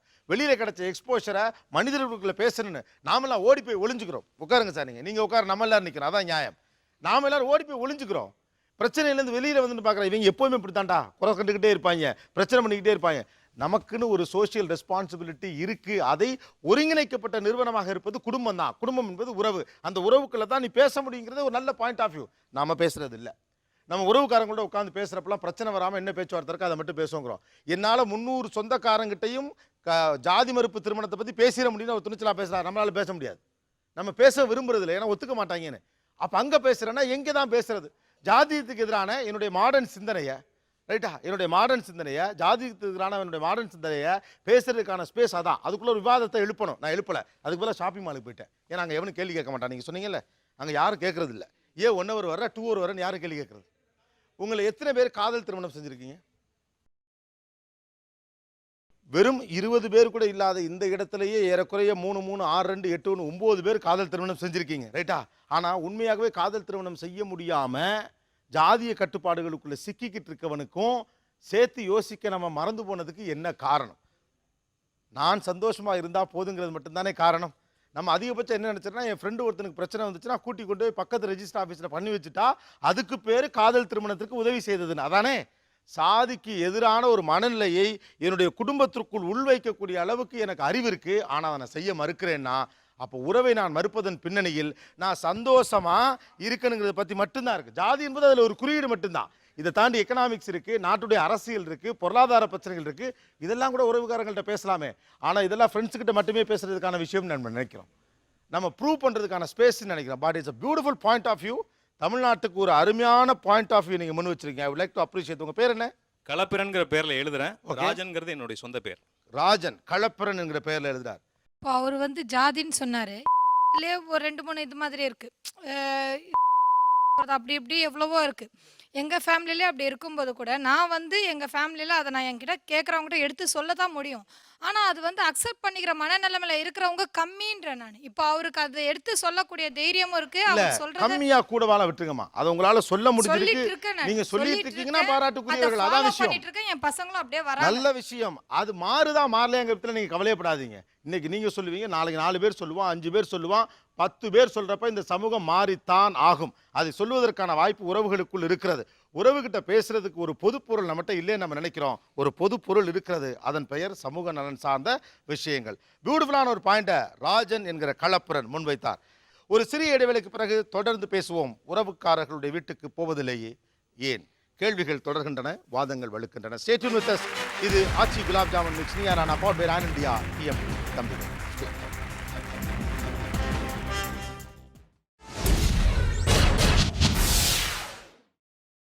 நீங்கள் பார்த்துக் கொண்டிருப்பது உங்கள் Vijay. Welcome back to Aachi gulab jamun mix. Neeya Naana powered by Ran India TMT கம்பிகள். உறவுக்காரங்க வீட்டுக்கு ஏன்பா போக மாட்டேங்கிறீங்க அப்படிங்கிற ஒரு சிம்பிள் கேள்வியில் ஆரம்பிச்சிச்சு. அதுக்குள்ளே பல்வேறு டைமென்ஷனுக்குள்ளே வந்து சமூகம் சார்ந்த விஷயங்களை நிறைய பேசணும். ரொம்ப சீரியஸாக பேசிட்ட மாதிரி எனக்கு ஒரு ஃபீலிங். அதனால் ஜாலியான ஒரு ஏரியாவுக்கு வருவோம்.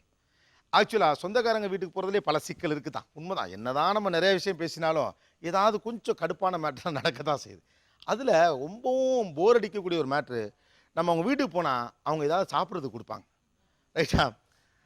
நம்ம பெரும்பாலும் நம்முடைய தமிழ் குடும்பங்களில் ஒருத்தவங்க வீட்டுக்கு போனால் அவங்க சாப்பிட்றதுக்கு என்ன கொடுக்குறாங்க? கீழே கூட அது எதுக்கு உங்களுக்கு பிடிக்கல, கடுப்பாக இருக்குது? சும்மா எப்போவுமே வந்து ஒரு பிஸ்கெட்டு, நாங்கள் நாய்க்குட்டியா எப்போ பார்த்தாலும் பிஸ்கெட்டு மிக்சர் அந்த மாதிரி வைப்பாங்க. அது பிடிக்கல, அது அவங்களுக்கு வந்து நான் சாப்பிட்றேனோ சாப்பிடலையான்றதெல்லாம் கிடையாது, அப்படியே வச்சுருப்பாங்க. வேற நம்முடைய தமிழ் வீடுகளில் என்ன கொடுக்குறாங்க கெஸ்ட்டு போனால்? டீ குடிக்கிறியாமா? டீ குடிக்கிறேன். டீ குடிக்கிறியாமா? டீ குடிக்கிறியாமா? நான் கிளம்பிடுவேன். Mixture halwa sir. Mixture halwa. எந்த ஊர் நீங்கள்? Sirkazhi. Sirkazhi. Okay, mixture halwa. Okay, வீட்டுக்கு போகிறப்போ கெஸ்ட்டாக நீங்கள் சொந்தக்காரங்க வீட்டுக்கு போகிறப்போ எது கொடுக்குறது உங்களுக்கு பிடிக்கலை? தர்ம சங்கடமான ஒரு நிலைமை, மோர்னு ஒரு ஐட்டம் கொடுப்பாங்க சார். நீங்கள் வந்து என்ன சொல்கிறதுன்னு தெரியல. சொந்தக்கார வீட்டுக்கு போயிட்டோம், மோர் கொடுத்துட்டாங்க, வாங்கி வாயில் வச்சுட்டோம், குடிக்க முடியாத ஒரு சூழ்நிலை. குடிக்கிறதா இல்லையா? குடிக்கலைன்னா என்ன நினைப்பாங்க? குடிச்சிட்டேன். இந்த ஒரு தர்ம சங்கமான நிலை மோர் குடிக்கும்போது வருது பாதி பேருக்கு. இல்லை, ஏன் என்ன பிரச்சனை? தண்ணி மோர் தண்ணியாக இருக்கும், கெட்டு அந்த ஒரு ஆக்சுவல் மோராக இல்லை, அந்த மாதிரி ஒரு சூழ்நிலை இருக்கும். ஓ மோர் நல்லா இல்லைங்க. நல்லா இல்ல. வேற என்ன கொடுக்குறாங்க? அது பிடிக்கல உங்களுக்கு? என்ன பிடிக்கல உங்களுக்கு வீட்டுக்கு டீ போறப்ப? காஃபி தராங்க, அதுல முக்காவாசி சர்க்கரையா தான் இருக்கு. அதுக்கு வெறும் தண்ணி கொடுத்து எங்களை தாட்டிருங்கப்பா. வேற ஓவரா சக்கரை போடுறாங்க, அன்பை கொட்டி. வெளியே இருந்து பக்கத்துல இருக்க டீ ஸ்டால் அந்த மாதிரி ஏதாச்சும் பஃப்ஸ் அந்த மாதிரி ஆயிலி ஸ்டஃபா கொடுக்குறாங்க. ஸோ அது பிடிக்கிறதே இல்லை. பஃபு பேக்கரியிலேருந்து வாங்கியது. நேரத்துக்கு சம்மந்தமான ஐட்டமே வைக்க மாட்டாங்க சார். அதான் பெரிய பிரச்சனையே. மணி 3 ஆயிருக்கும், வாமா வந்து சாப்பிடு. நாங்கள் அது காஃபி குடிக்க வேண்டிய நேரமாக இருக்கும். இல்லை வீட்டிலேருந்து சாப்பிட்டே வந்திருப்போம், எல்லாம் பண்ணியிருப்போம். பரவாயில்ல, இங்கே ஒரு தடவை சாப்பிடுங்க, எங்கள் வீட்டுக்கு ஃபஸ்ட் டைம் வந்திருக்கீங்க, இல்லை எங்கள் வீட்டுக்கு இப்போ தான் வந்திருக்கீங்க, என் கையால் கொஞ்சம் சமைச்சு போடுறேன். நமக்கு பிடிக்கிறதா பிடிக்கலையான்றது அங்கே யாரும் யோசிக்கிறது இல்லை. இது சாப்பிடுங்க. நம்ம மேலே வந்து ஒரு நம்மளுடைய இது விஷயம் கேட்கறது கிடையாது. நேரத்துக்கு ஏற்ற ஐட்டம்ஸ் ஃபர்ஸ்ட் ஆஃப் ஆல் கொடுக்கறது இல்லை. ஓகே. ஸோ இதெல்லாம் வந்து எதுக்காக நான் கேட்டேன்னா, வழக்கமாக நம்ம வீடுகளில் இந்த மிக்சரு, காரா பூந்தி, கேசரி, பிஸ்கட்டு ஒரு 5 ஐட்டத்தை மாற்றுறதே கிடையாது. ஒருவேளை ஒரு சேஞ்ச் தேவைப்படுது, அதுக்காவது உறவுக்காரங்க வீட்டுக்கு ரைட்டு போனால் கொஞ்சம் நல்லாவது வைப்பாங்க அப்படின்னாவது போகலான்னு. ஆக்சுவலாக இந்த பக்கம் பார்த்தீங்கன்னா ரொம்ப இன்ட்ரெஸ்டிங்கான விஷயம், எல்லாருமே ஒரு பரிசு பொருள் வாங்கிட்டு வந்திருக்காங்க. உறவுக்காரங்க வீட்டுக்கு போகிறப்போ நம்ம இதெல்லாம் கொடுக்கணும் அப்படிங்கிற ஒரு அந்த பண்பாட்டு பின்னணியில் எல்லார் கையிலையும் ஏதோ ஒன்று இருக்குது. ஓகே, இப்போ இவங்ககிட்ட ஒரு கேள்வி நம்ம கேட்க போகிறோம். இந்த பக்கமும் நிறைய பேர் பேசியிருக்கீங்க, இந்த பக்கமும் நிறைய பேர் பேசியிருக்கீங்க. ஆனால் இவங்க சைடில் ஃபுல்லாக உறவுக்காரங்க வீட்டுக்கு போகிறதுக்காக பரிசு பொருட்கள் வாங்கிட்டு வந்தது இருக்குது. நீங்கள் இந்த ஷோவில் 2 பக்கத்தில் பேசுனது உங்களை தவிர, இந்த ஷோவில் 2 பக்கத்துலேருந்து பேசினவங்களில் இவரை என் வீட்டுக்கு நான் விருந்தினராக அழைக்க விரும்புகிறேன் அப்படின்னு சொல்லி உங்களுடைய பரிசு பொருளை நீங்கள் அவர்கிட்ட கொடுக்கலாம். அது யாராக வேணாலும் இருக்கலாம். இந்த சைட்லேருந்து ஒருத்தராக இருக்கலாம். நீங்கள் என்ன பொருள் கொண்டாந்துருக்கீங்கன்னு சொல்லிட்டு இவர் என்னுடைய வீட்டுக்கு விருந்தினராக அழைக்க விரும்புகிறேன் அப்படின்னு சொல்லி கொடுக்கலாம். என்ன கொண்டாந்துருக்கீங்க, நீங்கள் யாரை உங்கள் வீட்டுக்கு விருந்தினராக அழைக்க போகிறீர்கள்? 2 சின்ன பசங்களோட இருக்கிற அம்மா. இவங்களுக்கு 2 சின்ன பசங்களுடைய அம்மா. வாங்க வாங்க வாங்க, இங்கே வாங்க. என்ன வாங்கிட்டு வந்திருக்கீங்க? ஸ்வீட்ஸ். இங்கே வாங்க, வந்து வாங்கிக்கோங்க. 2 சின்ன பசங்களுடைய அம்மா.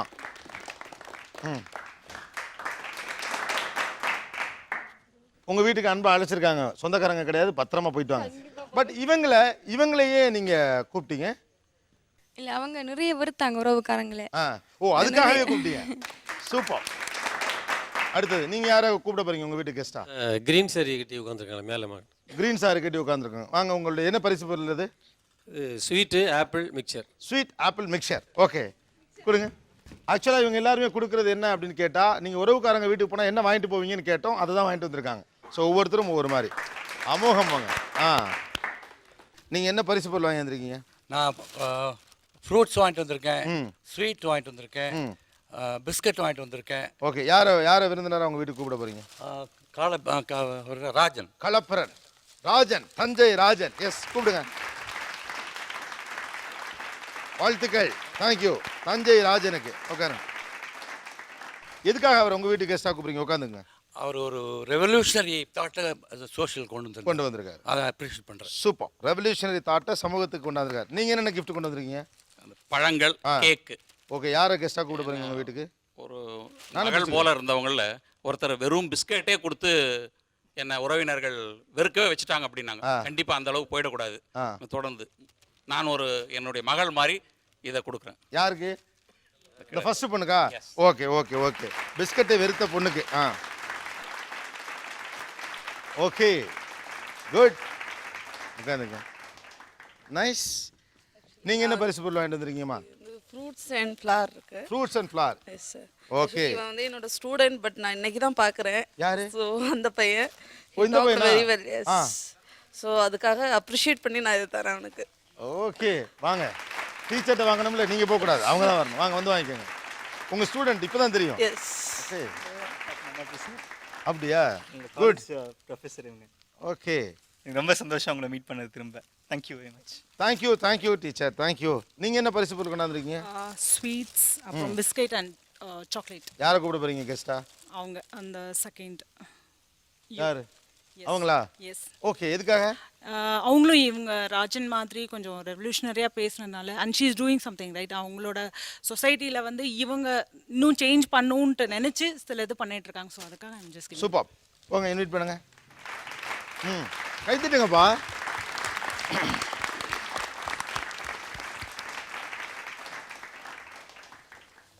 குட். நீங்கள் என்ன பரிசு பொருள் கொண்டாந்துருக்கீங்க? எல்லா பரிசு எடுத்துகிட்டு பூ பழம் எல்லாம் வெட்டு. எங்கள் தங்கச்சிக்கு மாதிரி நான் அந்த க்ரீன் சாரியை நினைக்கிறேன். அவங்க பேச நமக்கு ரொம்ப எமோஷன் ஆகுது. அந்த மாதிரி கஷ்டப்பட நல்லபடியாக இருக்கணும்னு ஒரு ஆசை. அவங்க இனிமே அதனால் அந்த க்ரீன் சாரி கொடுக்கணும்னு ஒரு ஆசை. ஓகே, தங்கச்சி மாதிரி எங்கள் தங்கச்சி மாதிரி. வாங்க தங்கச்சி. இல்லை ஆக்சுவலாக அவர் குரலே தழுதழுத்துருச்சு, பேசல கொடுத்துருவாங்க. எல்லாம் இருக்கு சார். எல்லாம் கிட்டத்தட்ட ஒரு சீர் மாதிரியே கொண்டு வந்துட்டார் தங்கச்சி. மலைகாப்பு மாதிரி. சந்தோஷம், கொடுங்க. சூப்பர், நல்லா தான் இருக்கு. நீங்க என்ன பரிசு பொருள் கொண்டு வந்திருக்கீங்க? Sweet mixture. ஸ்வீட் மிக்ஸா? எஸ். ஓகே, யாரை கெஸ்டா கூப்பிட போறீங்க உங்க வீட்டுக்கு? நண்பர் அங்கே உறவினர் வீட்டுக்கு போகணும், பிரச்சனைகள் இருந்தால் கூட உறவினர் வீட்டுக்கு போகணும் அப்படின்னு வலியுறுத்தி பேசினாரு அவரு. ஓகே, அங்கிருந்து ரெண்டாவது அழைக்கிறேன். ஓகே, கொடுங்க அப்படியே. ஓகே, என்னங்க உங்களுக்கு ஒன்று கை மெதுவாக தட்டுற மாதிரி இருக்கு, தட்டுங்க. வீட்டில் போய் தட்டிக்கலாம் அவரை. நீங்கள் என்ன பரிசு பொருள் கொண்டாந்துருக்கீங்க? ஹல்திராம் ஸ்வீட்டும் மில்க் கேக், மில்க் ஸ்வீட் வாங்கி எடுத்து வந்துருக்கேன் ஓகே, சார். யாரை கூப்பிட போறீங்க? அந்த க்ரீன் சுடிதாருக்கு தேர்டில் இருக்கா பாருங்க சார், அவர் ரொம்ப ஃபீல் பண்ணார். இவர் லவ் மேரேஜ் யாருமே சொந்தக்காரங்கெல்லாம் அப்ரிஷியேட் பண்ணாங்க. ஏன்னா நான் அதை அனுபவிச்சிருக்கேன். அதெல்லாம் அவருக்கு என்ன பரிசு. பொறுமையாக வாங்க, பொறுமையாக வாங்க. ஆதரிக்கிறேன். சூப்பர் சூப்பர் சூப்பர், வாங்க பொறுமையாக வாங்க.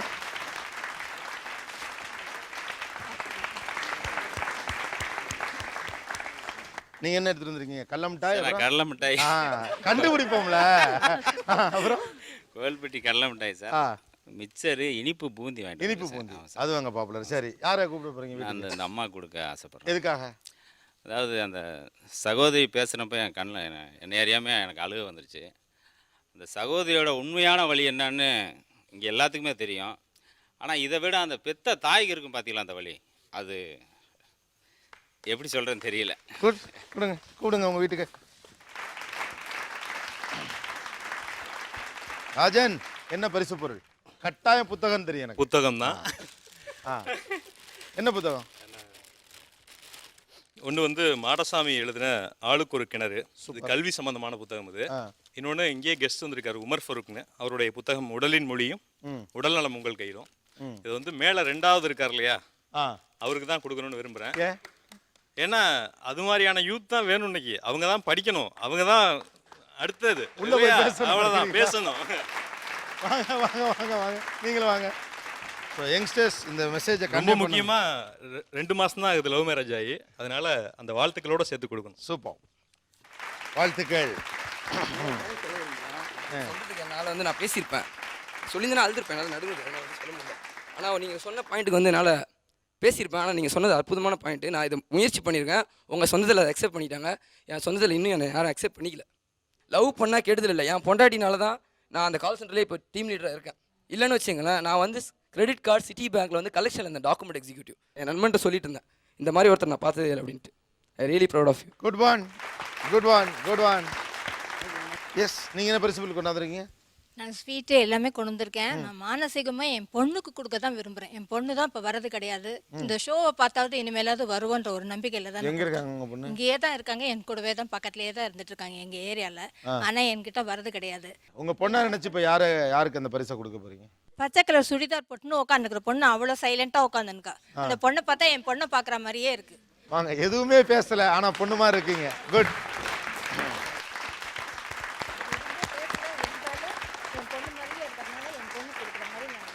ஓகே, உணர்வுகள் கலவையாக வந்து தெரிக்கும் வார்த்தைகளிலிருந்து தொடருகிறது இந்த நியானா ஒரு சிறிய இடைவேளைக்கு பிறகு. Stay tune with us. இது Aachi gulab jamun mix Neeya Naana powered by Ron India DM.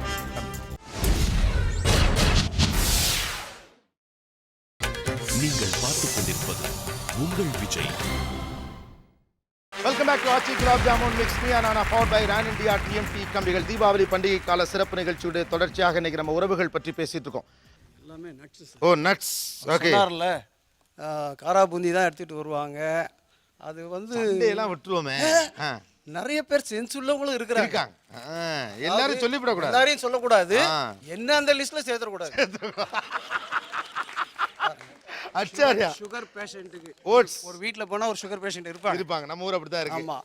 Okay, கோயம்புத்தூர்ல இப்போ கூட கல்யாண வீட்டில் கோதுமை உப்புமா போடுவாங்க, வைக்கிறாங்க. ஆமாம் ஆமாம், சுகர் பேஷண்ட்ஸ் காண்டி. வேர்க்கல்ல குடிக்காத ஆளே கிடையாது, எல்லா வயசுக்கும் சாப்பிடலாம். சொன்ன மாதிரி ஓட்ஸ் என்னங்க ஒரு பெரிய ஃபேக்டரியே வருது. அதுதாங்க உறவு. அதான் உறவு, அதான் பாசத்தோட கொண்டு போய் கொடுக்குறோம். எக்கச்சக்க சாக்லேட்டும் இருக்கு உள்ள. இது போக ஒரு மில்க் பாக்கெட்டும் வச்சிருக்காரு. யார் உங்க வீட்டுக்கு கெஸ்டா கூப்பிட போறீங்க? அந்த மோரே சாப்பிட்டு அழுத்து போனார் அவரு. வாங்க வாங்க சார், மோரே சாப்பிட்டு அழுத்து போனாரு.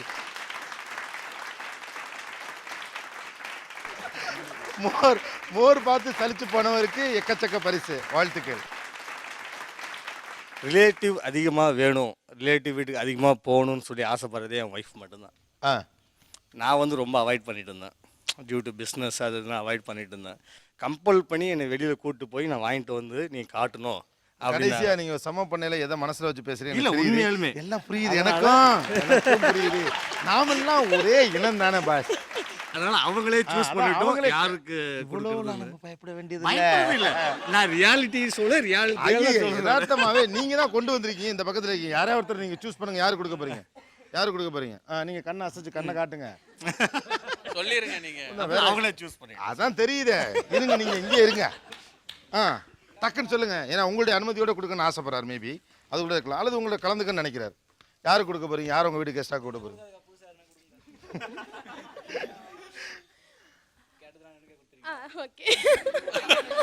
முக்காவாசி இவனே சொல்லி வாங்கிட்டான். கொடுங்கம்மா, கொடுங்க. குட். என்ன பரிசு பொருள்? Assorted sweets sir. Assorted sweets. யாரு கொடுக்க போறீங்க? யாரு கெஸ்டாக கொடுக்க போறீங்க? என்னுடைய டாக்டருக்கு சார். உங்க பொண்ணு அங்க இருக்காங்களா? இல்லை சார், இங்கே வந்து பொண்ணாயிட்டாங்க. ஓ, உங்க வந்து பொண்ணாயிட்டாங்க. இதெல்லாம் ஒரு வாங்க வாங்க வாங்க வாங்க வாங்க. இங்கே வந்து லைட்டெல்லாம் ஆஃப் ஆகிருந்தது. ஃபார்ம் கொடுத்து ஃபில்அப் பண்ண சொன்னீங்க. ஃபில்அப் பண்ண சொல்ல எனக்கு கண்ணாடியே கிடையாது, பேனா மட்டும் இருக்குது. அப்பா கொடுங்க, நான் ஃபில்அப் பண்ணி தரேன், பேரை மட்டும் சொல்லுங்கள் உடனே. அது மட்டுமே இவங்க மதுரையை பற்றி சொன்ன விஷயங்கள்லாம் எனக்கு ரொம்ப பிடிச்சி போச்சு. அதை டாக்டருக்கே கொடுத்தேன். சூப்பர். அமோகம். எனக்கு ஆக்சுவலாக அப்பா கிடையாது. எனக்கு வந்து சின்ன வயசுலேயே நான் 7th படிக்கும் போதே எங்கள் அப்பாவை இழந்துட்டேன். எனக்கு ஜென்ரலாகவே பெரியவங்களை பார்த்தாலே ஒரு அஃபெக்ஷன் இருக்குது. அந்த ஃபாதர் இல்லைன்ற கஷ்டம் எனக்கு இருக்குது. ஸோ இவரை பார்த்து நிறைய பேர் நான் ரொம்ப பெரியவங்களை பார்த்தா நான் வந்து அப்பாவான்னு நினச்சிருவேன். சூப்பர். இன்னிலிருந்து எனக்கு 2வது பொண்ணு. அமோகம் சார், சூப்பர் சார். நீங்கள் ஒரு தடவை அப்பான்னு சந்தோஷமாக கூப்பிடுங்களேன் அவரை. அப்பா அப்பா. Nice nice nice. ஆசீர்வாதம். பியூட்டிஃபுல். சார் வாங்க, என்ன பரிசு பொருள்? முஸ்லீம்களுக்கு கொடுக்கலான்னு. என்ன பரிசு பொருள்? இது வந்து ஒரு குலோப் ஜாம் ஸ்வீட்டும் ஓகே, ஆரஞ்சு இதுவும். ஓகே. எதுக்காக அந்த? எதுக்காகனாக்கா எங்களுக்கு வந்து மகள் கிடையாது. என்னுடைய மருமகள் தான் எனக்கு இப்போ மகளாக இருக்கா. அது இப்போ பார்க்கும்போது எனக்கு ஒரு மகள் அந்த இதில் கொடுக்கணும்னு சொல்லிட்டு. Super, thank you. ப்ளீஸ். அழகாக ஒரு பரிசு பொருளுக்கான அந்த லுக்கோடே இருக்கு. என்னது இது? எல்லாம் அசார்டட் ஃப்ரூட்ஸா? இது வந்து என்னுடைய டாட்டர்னுடைய சஜஷன். ஓகே. ட்ரை ஃப்ரூட் வாங்கிட்டு போனா. சரி, யாரு கொடுக்க போறீங்க? யார் உங்க வீட்டுக்கு விருந்தினராக கூப்பிட போறீங்க? இந்த இடம் நான் விருந்தினராக கூப்பிடுறதுக்குள்ள ஒரு காரணம், அதோ அங்கே ஒரு மகள், இது இங்கே ஒரு தாய். இவங்க 2 பேர்த்தினுடைய மனசை நம்ம எந்த அளவுக்கு இங்கே உட்கார்ந்துருக்கவங்க புரிஞ்சுட்டாங்க. அந்த ஒரு விதத்தில் I give great hand and respect to this mother, and I selected her as my guest to give this gift. Super.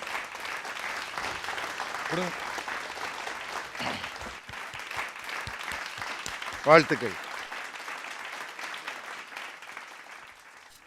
பழங்கள் யாருக்கு சார்? யாரை வீட்டுக்கு கூப்பிடுறீங்க? எந்த வீட்டுக்கு போனாலும் எல்லாரும் சும்மா ஸ்வீட்ஸு ஸ்நாக்ஸு பிஸ்கட் வாங்கி போகிறதில்ல. எங்கே போனால் மேக்ஸிமம் அன்லெஸ் ரொம்ப சின்ன குழந்தைங்க தான் சாக்லேட்ஸ் வாங்கிட்டு போகிறோம். அதர்வைஸ் எல்லாமே ஃப்ரூட்ஸ் வாங்கிட்டு போவோம் எப்பயுமே. இதில் ஒருத்தர் வந்து உண்மையிலே ரிலேஷன்ஸ் அவாய்ட் பண்ணுறதுக்கு காரணம் வந்து சோம்பேறித்தனம் சொன்னார். அந்த செகண்ட் ரோல உண்மையை ஒத்துக்கிட்டாரு. எஸ், அதுதான் நான் வந்து ரொம்ப வரவேற்கிறேன். ரொம்ப உண்மையை ஒத்துக்கிட்டாரு. ரொம்ப இம்ப்ரெஸ் ஆகிட்டாரு. இனிமேல் சோம்பேறித்தனை விட்டுட்டு எல்லாரும் வீட்டுக்கு போங்க. வேணா சொல்லுங்க, நான் கார் அனுப்பிச்சு வைக்கிறேன். எங்கள் ஒரு சண்டே என்கேஜ் பண்ணிக்கோங்க. We'll go to all your relatives. At least 3 பேர் வீட்டை கவர் பண்ணலாம். நானே வண்டி ஓட்டுறேன் உங்களுக்கு. ஓகேவா? It's a commitment to you. I'll give me card. ஒரு சண்டே ஃபிக்ஸ் பண்ணுங்க, நான் கார் கொண்டு வரேன். 3 ரிலேட்டிவ்ஸ் வீட்டுக்கு போகலாம். Anywhere in city. It's a commitment. Neeya நான் program. Yes. So all the best. போவீங்களா? கண்டிப்பா. ஆனா நாட்டில் சோம்பேறியா இருந்தாலும் அன்பு கிடைக்குது. அதான் உறவு. உட்காருங்க போய். Thank you sir. வாங்க. பழங்கள் யாரை கெஸ்டாக கூப்பிட போறீங்க? ஃபர்ஸ்ட் ரோல செகண்ட். ஃபர்ஸ்ட் ரோல செகண்ட். வாங்க தம்பி. எதுக்காக அவருக்கு? அவர் தான் எனக்கு ரொம்ப கம்ஃபர்டபுளாக இல்லை. இந்த வீட்டுக்கு போனால் கம்ஃபர்ட் இல்லை, என்னை எல்லோரும் ஹர்ட் பண்ணுறாங்க, அந்த ரீசனுக்காக போகலங்கிறது சொன்னார். அந்த உறவுகளோட பழகாதனால அவருக்கு தெரிஞ்சிருக்கு. நாங்களாம் வந்து எவ்வளோ பிரியமாக இருக்கோங்கிறத அவர் புரிஞ்சுக்கணும். அதுக்காக நான் அவரை அழைச்சிட்டு போய் ஓகே அன்புனா எப்படி இருக்க முடியும்னு காட்டுறதுக்காண்டி. சூப்பர். பழங்கள் சித்தப்பா. சித்தப்பா எப்பப்பா என்ன அநியாயத்துக்கு இப்படி நல்லவங்க ஆயிட்டாங்க. ஜோக்ஸ் அப்பார்ட், பட் ஏன் அவர் டக்குன்னு சித்தப்பான்னு கூப்பிட்டீங்க? எனக்கு கூப்பிடணும்னு தோணுச்சு. அவ்வளோதான். That's it. ஒரு தடவை கூப்பிடுங்க சித்தப்பா. அப்பப்பா பாசமழை கொட்டுதுப்பா. It's nice, you know the feeling is awesome. I say. என்னம்மா, என்ன பரிசு பொருள்? அந்த உறவுகளுக்காக அந்த குழந்தைங்களை அவங்க அழைச்சிட்டு போகணுங்கிறாங்க இல்லையா, அந்த குழந்தைங்களுக்காக இந்த இது கொடுக்குறேன். என்ன அந்த குழந்தைங்களுக்கு பாப்பா வாடா தம்பி வாங்க. அவர் தூங்கி விட்டாருப்பா. வாடா. வாங்கிக்கோங்க. தேங்க்யூ. மகாபலிபுரமா சொந்தக்காரங்க வீடா? ரெண்டும் அவன் ஒரே பாயிண்ட்ல தான் இருக்கான், தெளிவாக இருக்கான். உங்க 2 பேரையும் ரொம்ப அருமையாக அந்த பையன் புரிஞ்சு வச்சிருக்கிறதுடைய பதில் தான் ரெண்டும். ஆக்சுவலா இந்த ஷோ வந்து ஆரம்பிக்கல இது இந்த இடத்துக்கு வருமானு நீங்களும் யூகிச்சிருக்க முடியாது. ஆனால் அது இந்த இடத்துக்கு வருவதை தவிர வேறு வழியே இல்லைன்னு இந்த ஷோ ஆரம்பிக்கலே எங்களால் உணர முடிஞ்சுது. காரணம், இது உறவுகளால் உருவாக்கப்பட்ட ஒரு சமூகம் தான். இவங்க எல்லாரையும் நீங்கள் திட்டாத திட்டு இல்லை, அல்லது இவங்க உங்களை சொல்லாத ஒன்று இல்லை. ஆனால் உங்கள் எல்லாரையும் அவங்க இன்வைட் பண்ணுறப்போ உறவாத்தான் சொல்லி கூப்பிட்டாங்க. நீங்கள் யாரையுமே அவரை அந்த ஃப்ரெண்டை சொல்லவே இல்லை. என் மகளை, என் மக மாதிரி இருக்கக்கூடிய இந்த மகளை, என்னுடைய தம்பியை, என்னுடைய உறவுக்காரனை நீங்களும் இவ்வளோ மாடர்னான ஆள் சொந்த சித்தப்பாவே சித்தப்பான்னு கூப்பிட்றது அன்கம்ஃபர்டபுளாக இருக்குங்கிற அளவுக்கு சொன்ன நீங்கள் உங்களை அறியாமல் சித்தப்பான்னு கூட்டினேன் அப்படின்னீங்க. That's a power of relationship. ஒரு சிறிய இடைவேளைக்கு பிறகு சந்திக்கலாம். இது Aachi gulab jamun mix Neeya powered by Royal India TMT கம்பிகள்.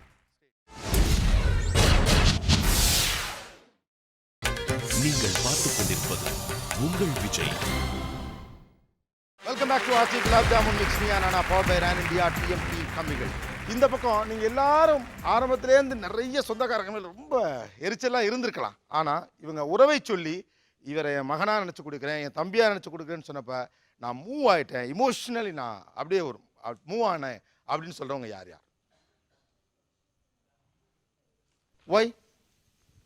அவர் என்ன மகள்னு சொல்லிட்டு, மகள் மாதிரி அப்படின்னு சொல்லிட்டு சொன்னாங்க. நான் நினைக்கல அவர் அப்படி சொல்லுவாரு அப்படின்னு சொல்லிட்டு நான் நினைக்கவே இல்லை. அதனால எனக்கு என்னடா இப்படி கூட யோசிப்பாங்களா அப்படின்னு சொல்லிட்டு எனக்கு தோணுச்சு. குட். அவங்கன்னு சொல்லாம அந்த 2 குழந்தைங்களோட அம்மான்னு சொல்லும்போது ரொம்ப சந்தோஷமா இருந்துச்சு. சூப்பர். Okay, cool. தென் அம்மா எனக்கு ஸ்வீட் பாக்ஸ் கொடுக்கும்போது எங்கள் அம்மாவே எனக்கு கொடுக்குற மாதிரி ஒரு அன்பு. அவங்க வந்து எங்கள் அம்மா மாதிரின்னு சொல்ல, எங்கள் அம்மா மாதிரியே தான் நினைக்கிறேன் அவங்கள. அவங்க கொடுக்கும்போது ரொம்ப டச்சிங்காக இருந்துச்சு சார். பர்டிகுலராக என்ன இல்லைன்னா கூட என்னுடைய சூழ்நிலையினால எங்கள் அம்மா எவ்வளோ கஷ்டப்பட்டிருப்பாங்க, அவங்களுடைய மனநிலைமை என்னவா இருக்குன்றதை அவங்க உணர்ந்து எங்கள் அம்மாவுக்கு கொடுத்தது தான் சார் எனக்கு ரொம்ப சந்தோஷம். ரொம்ப சந்தோஷம். எனக்கு ரொம்ப சந்தோஷமாக இருந்துச்சு. அவர் கொடுத்தும் போதே அது எதனாலும் தெரியல, சித்தப்பா மாதிரி ஒரு ஃபீலிங் இருந்துச்சு. ரொம்ப சந்தோஷமாக இருந்துச்சு. அதனால ஒரு சித்தப்பான்னு கூப்பிட்டேன். It's good one. இது அன்பால் பின்னப்பட்ட ஒரு அழகான சமூகம். நம்ம சில விஷயத்தை அனுபவிக்காமலேயே அது தப்பாக இருந்துருமோங்கிற பயத்திலேயே நிறைய நேரம் ஒதுங்கி போயிடுறோம். 2 விஷயத்தை பார்க்க வேண்டியிருக்கு. ஒன்று, நட்பு வட்டாரம்ங்கிறதும் ஒரு உறவாகத்தான் இருக்குது. எல்லாத்தையும் உறவுக்கு கீழே கொண்டு வரலாம். 2வது முக்கியமான விஷயம், ராஜன் இந்த சபையில் வச்ச முக்கியமான விஷயம், சபைக்குள்ளே நீங்கள் பேசணும்னாவே ஒருங்கிணைக்கப்பட்ட அமைப்பாக இருக்கக்கூடிய உறவுக்குள்ளே தான் மாற்று சிந்தனைகளை முன்வைக்க முடியும். ஒரு சோஷியல் பெர்ஸ்பெக்டிவ் அதுலேருந்து கிளம்பலாம் அப்படிங்கிற ஒன்று. 2வது, உறவின் பெயரில் உங்களை அழைக்கிற போது உங்கள் முகத்தில் இருந்த மலர்ச்சி, உறவுக்காக நீங்களும் எவ்வளவு ஏங்குகிறீர்கள் என்பதை இந்த உலகத்திற்கே சொல்ல. நீங்கள் டிவியில் பார்க்கலே தெரியும், அவ்வளவு சந்தோஷம். உறவுக்குள் நட்பும் நட்புக்குள் உறவும்னு ஒரு வார்த்தை சொல்லுவாங்க. அந்த காம்போவை நம்மளால் கொண்டு வர முடிஞ்சிடும்னா, நம்ம சொந்தக்காரங்களே நம்ம நட்பாகவும் பழகிட முடியும்னா, நம்ம நட்புக்குரியவர்களை இது மாதிரி உறவினர்களாக மாற்றிக்க முடியும் அப்படின்னா, அதை விட அழகான விஷயம் ஒன்றுமே கிடையாது. 2 பேருக்கு பரிசு நீயானால இன்னைக்கு இந்த தரப்புலேருந்து ஒன்று, இந்த தரப்புலேருந்து ஒன்று. இந்த தரப்பில் யாருக்கு போகுங்கிறது ஏற்கனவே எல்லாருமே யூகிச்சிருக்க முடியும். யூகத்தின்படி எல்லாருடைய ஏற்புக்கும் உரிய ராஜனின் அந்த மாற்று சிந்தனை பாராட்டும் விதத்தில் திருச்சி மங்களன் மங்கள் வழங்கும் ஒரு கிஃப்ட் வவுச்சர். இந்த மாதிரியான மாற்று சிந்தனைகளை முன்வைக்கிறவர்களுக்கு கட்டாயம் கைத்தட்டும். வாழ்த்துக்கள். All the very best. Thank you. இந்த தரப்புலேயும் நிறைய பேர் நல்லா பேசுனீங்க. பட் ஒருத்தங்க ரொம்ப மனசு விட்டு பேசுனாங்க. அவங்க தன்னுடைய சொந்த வாழ்க்கையை பற்றி பேசுனாங்க, வெளிப்படையாக பேசுனாங்க அப்படிங்கிறதுல அதுக்காக இல்லை இந்த பரிசு. ஆனால் நிகழ்ச்சியுடைய ஆரம்பத்திலேயே சென்னை போன்ற ஒரு நகரத்தில் வேலை பார்க்கக்கூடிய ஒரு பெண்ணினுடைய நெருக்கடி என்பது என்னவாக இருக்கிறது, அந்த நெருக்கடிக்கு மத்தியில் உறவுகளை பேணுவது என்பது சிரமமாக இருக்கிறது. It's no other go, I have to prioritise அப்படிங்கிற ஒரு விஷயத்தை ஃபர்ஸ்ட் சொன்ன அவங்களுக்கு அந்த பரிசு. திருச்சி சிங்கப்பூர் ஹார்ட்வேர்ஸ் வழங்கும் ஒரு கலர் டிவி. வாங்க, வாழ்த்துக்கள். All the very best wishes. Thank you. தேங்க்ஸ்லாம். உறவு நம்ம ஊரில் ஆழமாக இருக்குங்கிறதுக்கு இந்த ஷோ ஒரு ப்ரூஃப் அப்படின்னு சொல்லலாம். நிகழ்ச்சியில் கலந்து கொண்ட அனைவருக்கும் கோபிநாத்தின் நெஞ்சார்ந்த நன்றிகள். மீண்டும் இன்னொரு சந்தர்ப்பத்தில் பேசுவோம். இது Aachi gulab jamun mix Neeya Naana powered by Ron India TMT கம்பிகள். நன்றி, வணக்கம்.